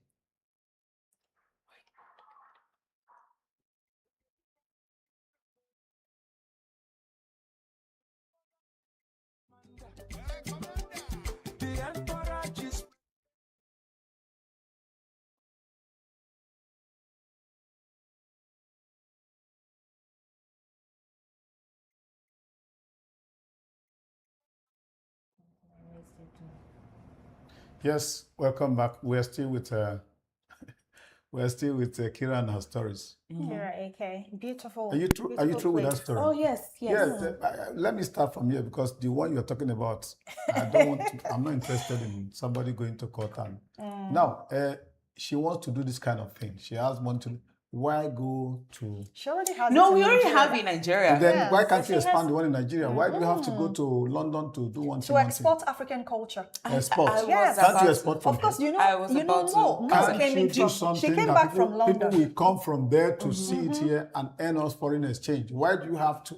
Okay, the Henry, you investment know over that. there. You know that. Let's not beat around the bush. Okay. We as blacks, we do face racism Okay. when it comes to things like this outside our country. Okay. Right? Okay. When with this thing now in place, you don't need to go through the Western executives to put your content out there. Okay. They will charge you more than that, and she is doing this just to make it easier So it's for like an African. embassy. It's a cinema. It's, She it's has a cinema media there. embassy. Okay. It's a media embassy. Exactly. I want to call it a media Yes. embassy where she is strictly on Nigerian and African content. Okay. Because when you go over there, Basically they really for will not- entertainment, right? Yes, Okay. entertainment. They really won't put you first before their own people. Okay. It's even normal. What that's exactly what we're supposed to do here. But over here is like we are worshiping them. Like we want to. You ask the average Okay, that means Nigerian, they'll like tell you that they don't some want of our African artists, movies. when they have shows there, they can now host it in this. Yeah. Instead Yes, of going to hire yes. house. Yes, Okay. even comedy Now- shows. now- She even now- started comedy now- shows. I think mainly Now I that, understand. of course, you know that Mo is mainly a content creator. Yes. She's a movie producer. So Director. you can imagine the rigors they have to go through when they have to navigate cinema systems across the world Okay. just to push African content out. And then she decides that she's done Ebony Life Place in Lagos. Okay. Now, can we do something in the diaspora so that when our producers produce movies, they don't have to go navigating all of those clumsy systems abroad. Okay. That way, cinema for Nigerian movies will be natural All right. in London. Thank you, because That's the we're going idea. to end it here. You will now have the opportunity to go and discuss Yule and whatever. I mean, what do you call him, Yule or Yom? My heart is heavy, Yeah. but it's okay. Well, we can Okay, just okay, throw a I'll give you little 1 light minute. on it. What do you Let's want to throw a discuss little about light it? on I it, just yes. want to ask the reason why the Yeah, she case has is to it drag her doesn't make mother-in-law sense. to What do you court. mean her agent and her privilege? She has absolutely no control over what someone else posts. What if I decide to make a post and say I'm making this post for or in the name of it? Are you going to arrest me? I'm not her agent. I'm just someone that feels like she should say what she's supposed. She has rights to say whatever she wants to say. Well, Let the courts decide. the matter is in Let court. the courts decide. Let's not delve into the area of subjudice. But I'm going to come. I do hope with that her. the family I'm going to will come with her intervene. reaction. I hope that the I family know she's will going to intervene react. because both the complainant and the defendant are They are all both family. Edochie. They are all but family. they are not. So I'm They're not related though. Ah. No, it's not like you're related. One is a wife, one is a mother-in-law. Rita is The wife of yours mother. auntie, not his mother, his auntie. Yeah. Yes, so that means that it's a family affair. I'm wondering why it has gotten to. I'm Have sure- they I'm explored? You should go to the court of sure- Pete Edochie. Yeah. Peter Duce is tired at Fast. this point. You should be able to I'm handle sure it. Peter Duce is tired at His this wisdom point. should come to play I here. don't think his wisdom can Thank you, come to Kira, play. for coming. Viewers, stand by. When we come back, we're going into other conversation. Thank you for being with us since morning. Wake up with us every morning. We'll bring you news at its peak. Accurate and factual report. Morning Dew, where every sunrise begins with inspiration and fresh perspectives.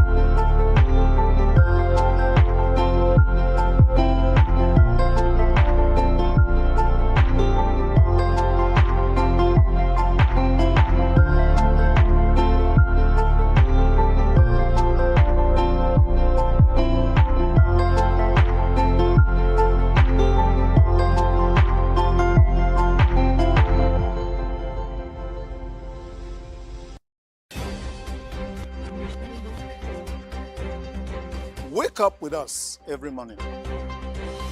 We'll bring you news at its peak. Accurate and factual report. Morning Dew, where every sunrise begins with inspiration and fresh perspectives. Yes, welcome back and thank you for staying with us. We are moving our conversation to the communities. Sometime, in fact, a new arrangement where some state governments have decided that communities should have president generals alongside the traditional rulers, the monarchs. The whole aim is to facilitate development. We are aware that some of our monarchs are really very aged and senile, some of them.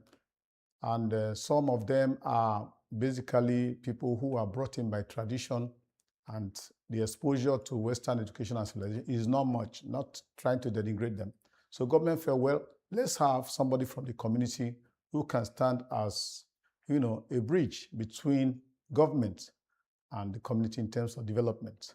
And so President Generals came into existence in Delta State at the time of Senator Dr. Ifeanyi Okowa as governor. And in fact, a bill was sent to the House of Assembly to, gazette and make it a law for President General to operate.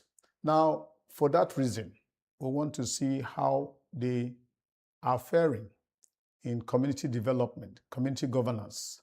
And we have decided to bring somebody who is the chairman of the Forum of President Generals, talking about Chief Dr. Ignatius Ezeuem.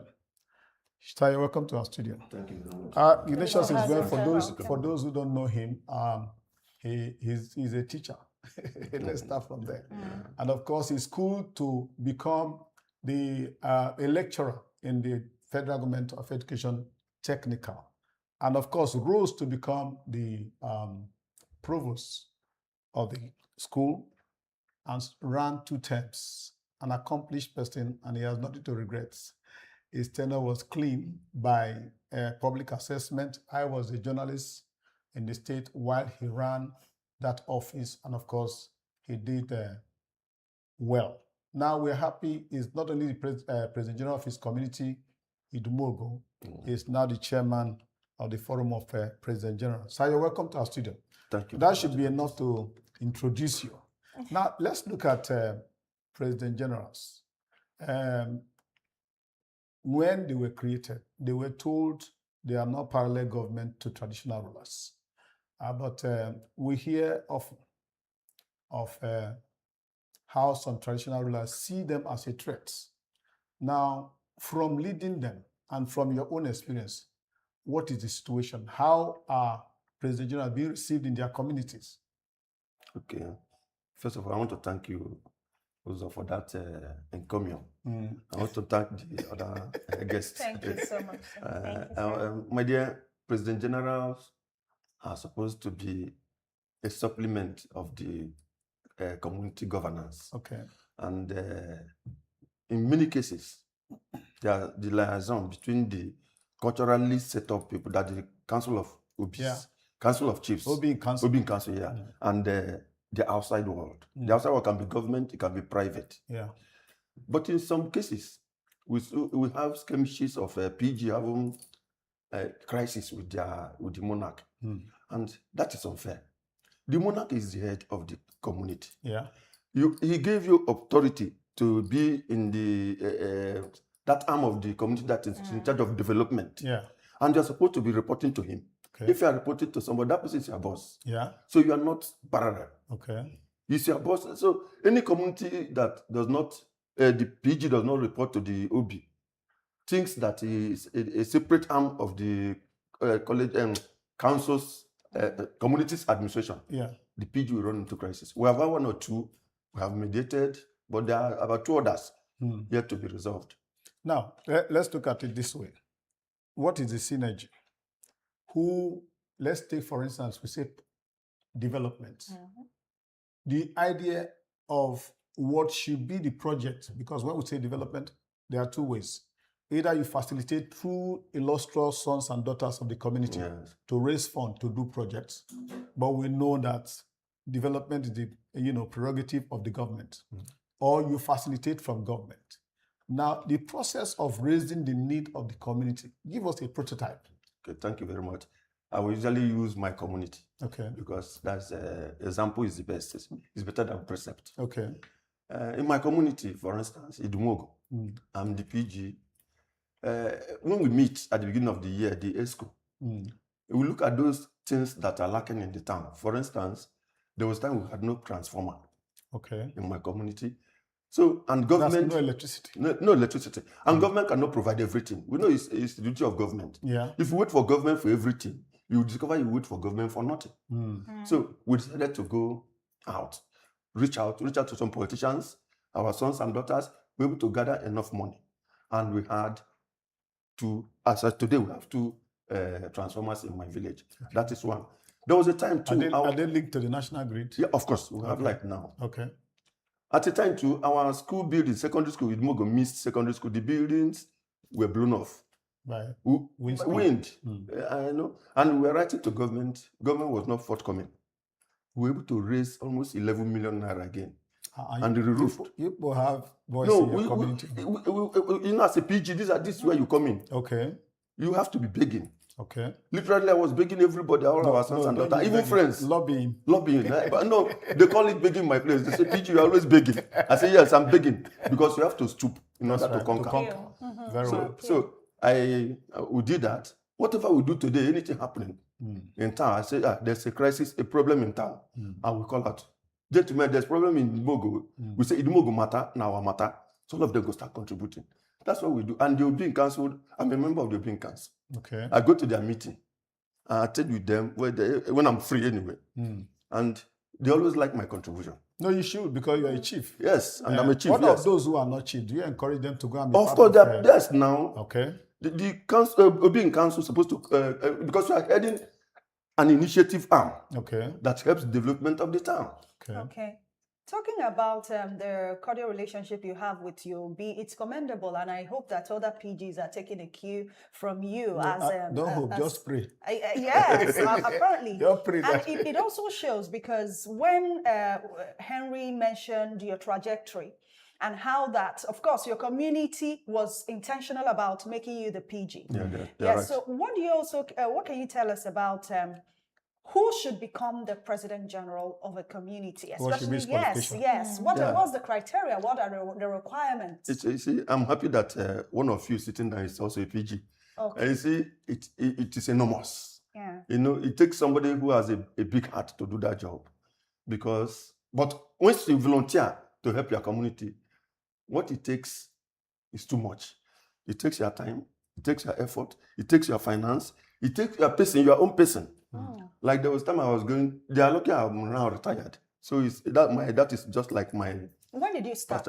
I started in 2001 as they had a caretaker committee. Okay. Because there was little dispute. So 2021 to 2023. To 2023. Yeah, okay. So we now made election in 2023. I was elected.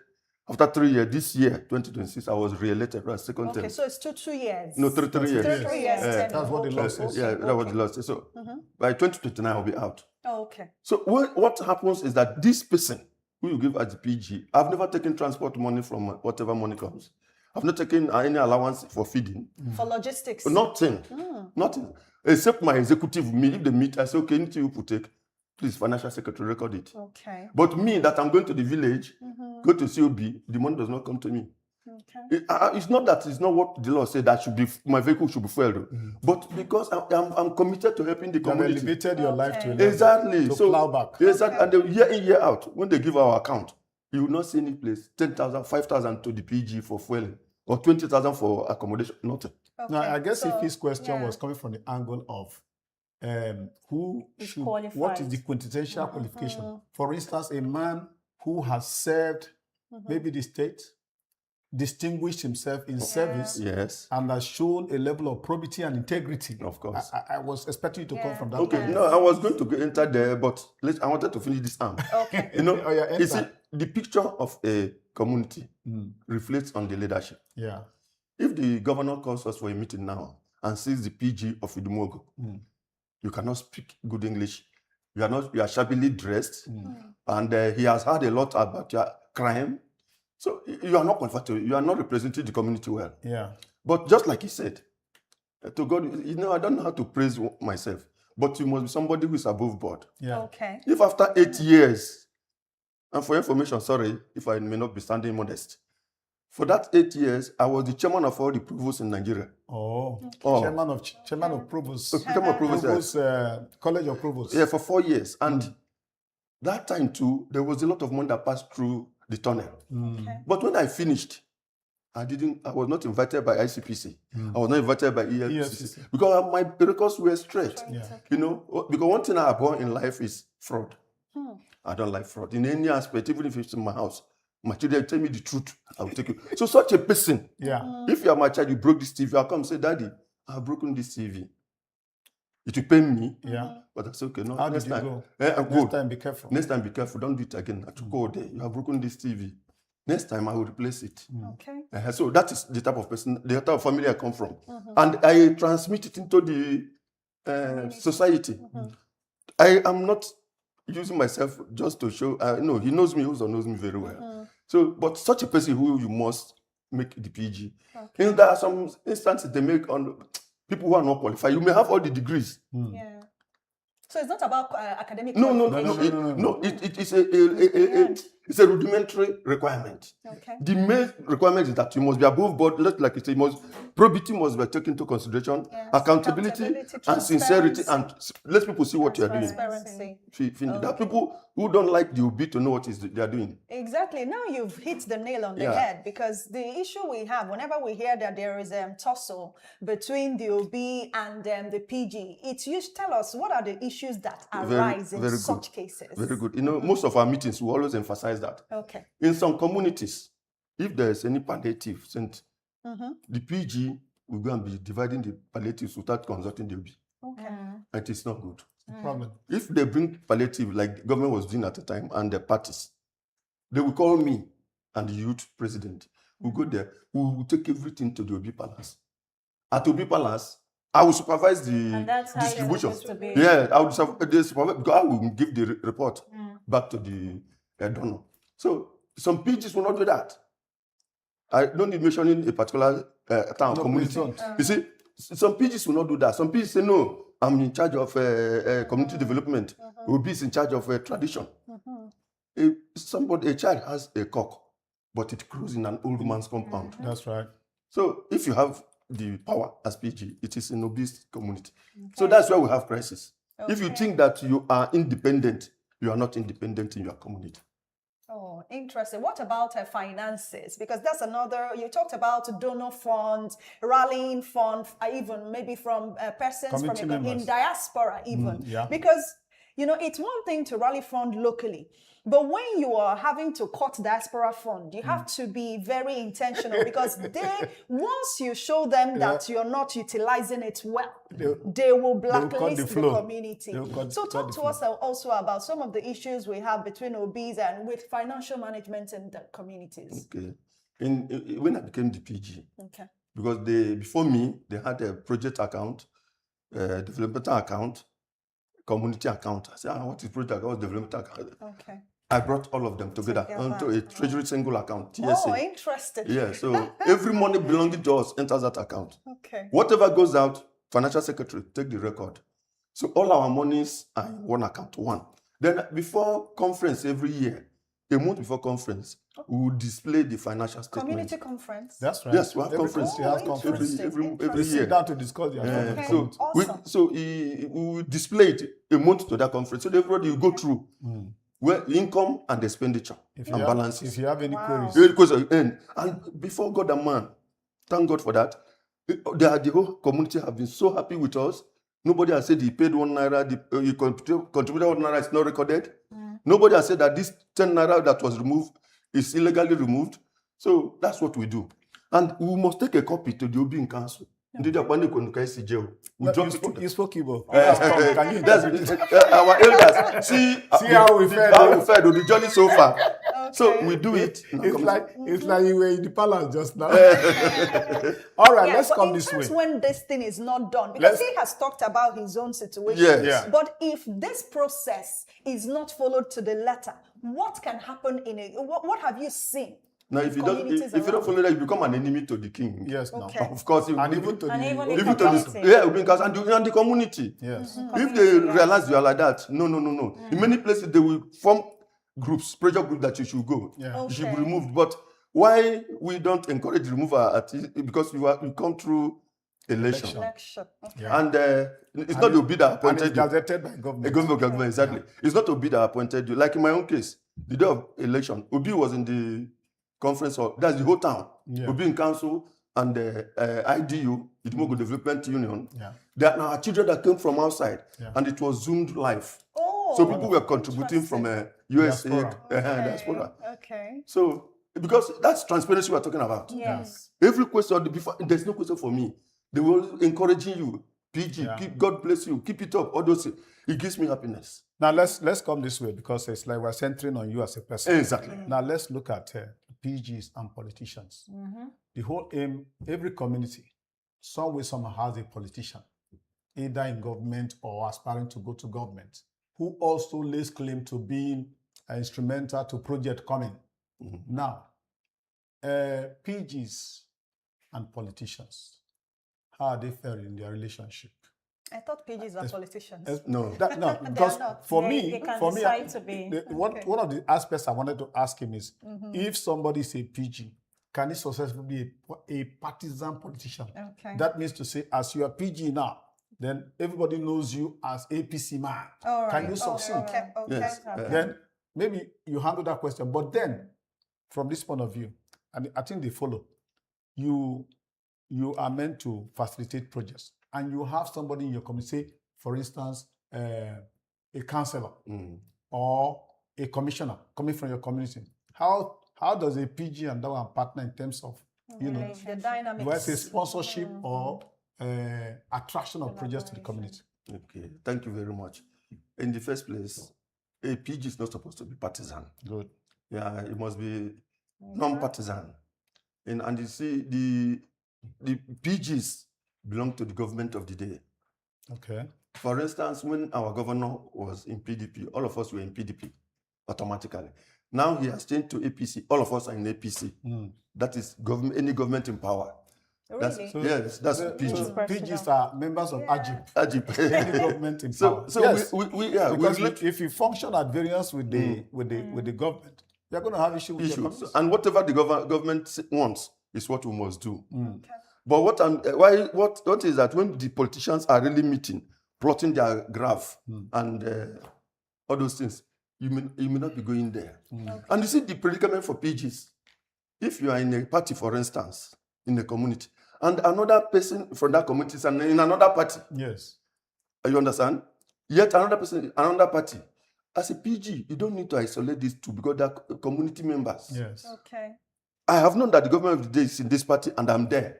But this other person, if he needs anything, my support, I will do. Yeah. Because that's for the community wellness. Yes, for your community wellness. development. But I know that I belong to this government in power politics party.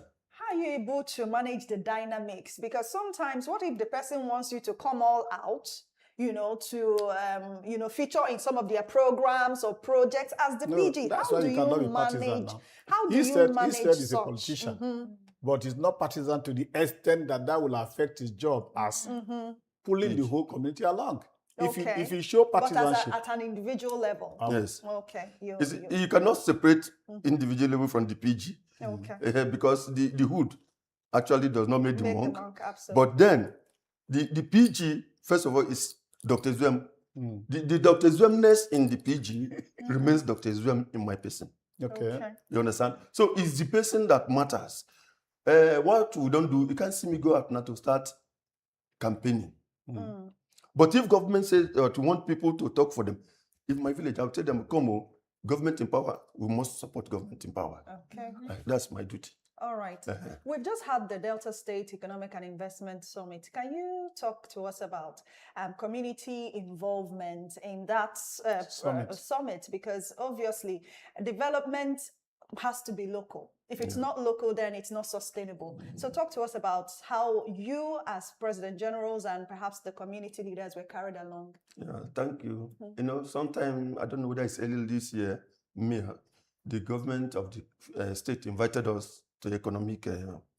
No, there was this security summit first. There was security there summit. was one we went first. Okay. There was The one one we at went the first, and government maybe you didn't come. Okay. They told all the communities now to go and send in the projects that should be done. That economic, so before the security.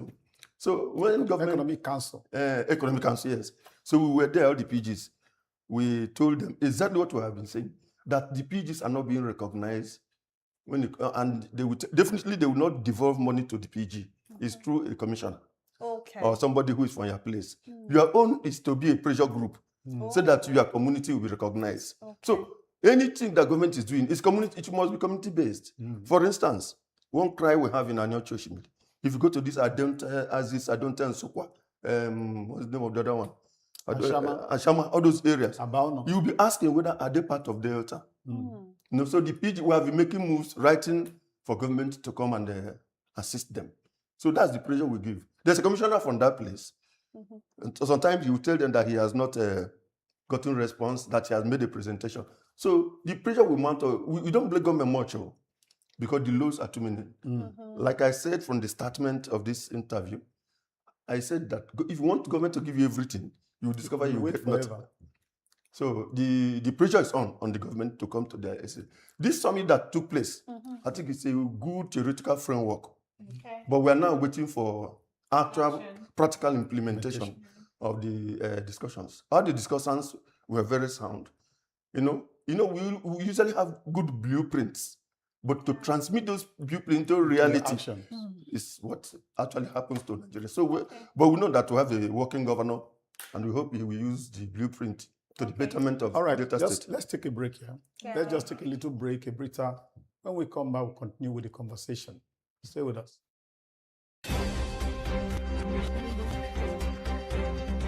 Wake up with us every morning. We'll bring you news at its peak. Accurate and factual report. Morning Dew, where every sunrise begins with inspiration and fresh perspectives. Yes, welcome back. And of course, we're continuing with conversation on President General and community development. Yes, you were to ask a question. Recently, we saw that the AG gave the September 3rd ultimatum for the National Assembly to present the state bill before the presidency. State police. The state police bill before the presidency to give consent by September 3rd. Now, would you want to tell us the importance of this state police bill in our communities? What are the importance? Yeah, the first thing is that security watch will be closer to the people. Okay. Secondly, the federal might will have been reduced to some extent or a large extent by devolving power to the states. The state police is under the command of a commissioner of police, or they say they will call him administrator, I don't know. And that means that the state can employ more indigents. Yeah. The police that will be in Delta, for instance, will be from Delta communities. Yeah. And the advantage of that is that the owner of the community knows the terrain of that community. Okay. So by involving them, it will help in our security, fight against insecurity. Okay. Now, there's a proverb in my place that is the fowl or the rat in the house that invites the other rat outside to where there's fish in the house. So it is that knowledge will help the state police. But if you bring a policeman from Kogi, for instance, who does not know our community, at that level, you start learning the community. And there may be glitches if you start learning the community. So it's a welcome development. It's what we have been waiting for. Some people say that it will be abused by the governors of the states. Then, if it is federal, it will be abused by the president of the country. Yeah.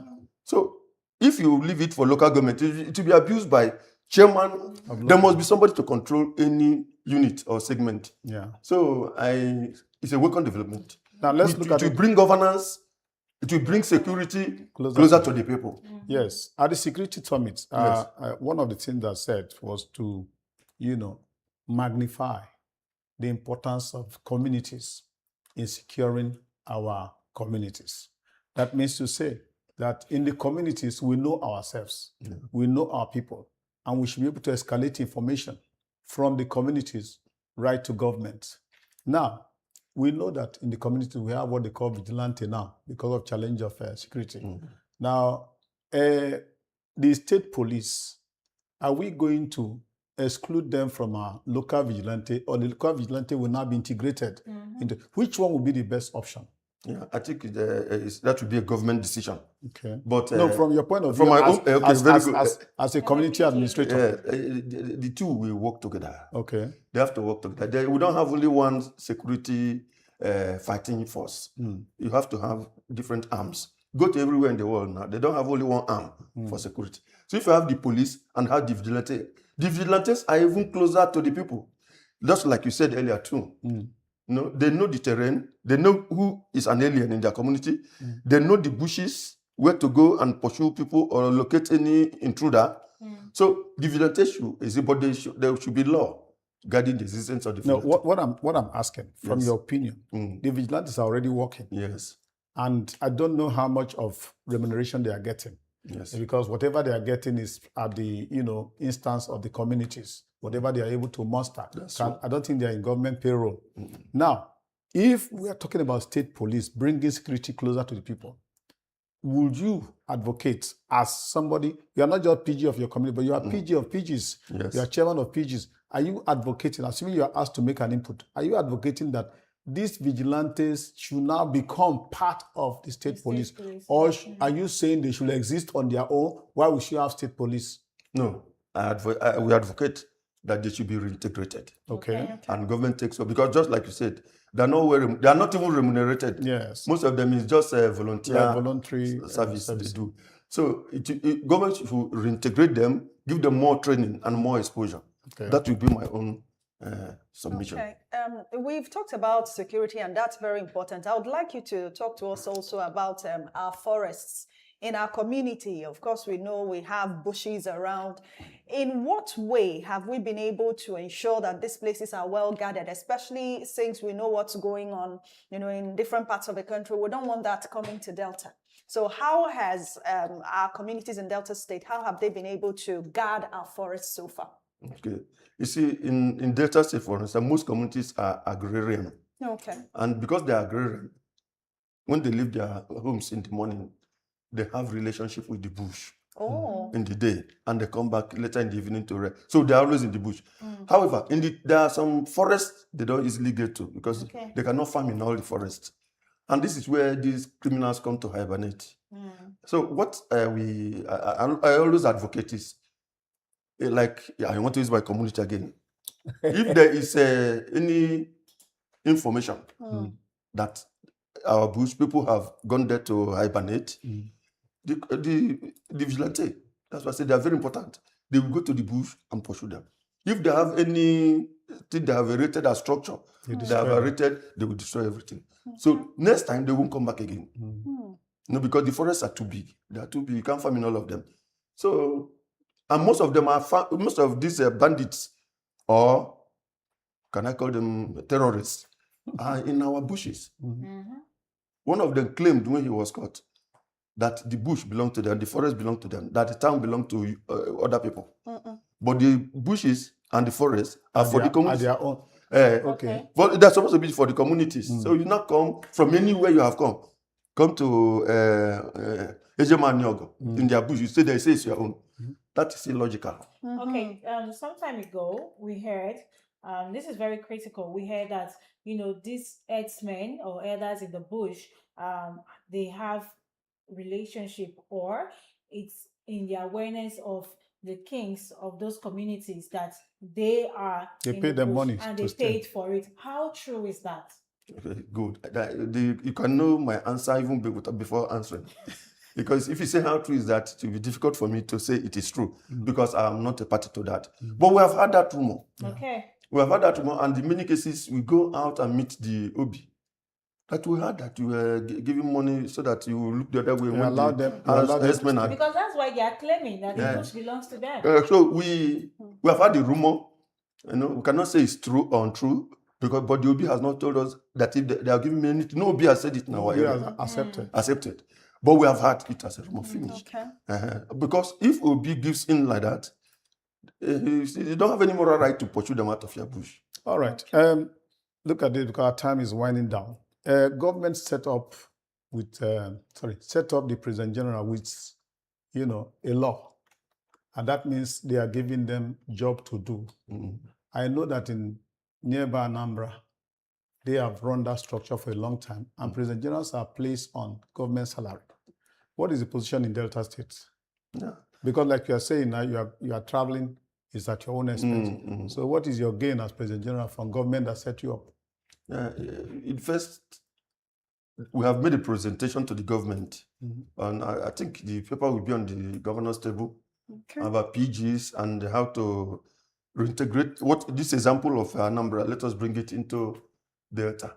So why it is important is that it will be a good leverage for the PG who does not have any money, financial base, meanwhile is financially being mobilized every day. So the government should take all of us into their payroll, and that makes us fully integrated as government partners. Part of government, an arm of government. Arm of government, and we will be there working for them. So we have appealed. And we know we have a working governor. He will listen to us. Okay. Mm-hmm. I wanted to ask as well, because in the course of briefing us on what you do, you talked about community projects that happen. Rising from this Economic and Investment Summit, we are going to see lots of projects. So can you talk to us about some of the things you're looking forward to coming alive across communities in Delta? Are there very strategic communities where you feel certain projects should be cited? Yeah, of course. I mentioned earlier, something like Adonte, Ashama, Ukuoba, good roads, good road network is needed in such a place, because they are essentially agrarian, and they need good road to transport their products, to take them for economic gains too. But if there's no good road, it will be too bad. If you take other communities, look at what is their need. For instance, a community without a secondary school is living in the 16th century. Okay. Yeah, so we push for the government to help such community get a secondary school. So that's what we do. The need of every community varies. Yeah. The need of this community varies from the need of this community. So as the need arises, you venture afield to solve those problems. That's what we do. All right. To tail off on this program, can you just speak a word to your colleague, President General, on the issues they are having and how to conduct their affairs to avoid being at variance with their traditional rulers, so that we can wind down? Okay, thank you very much.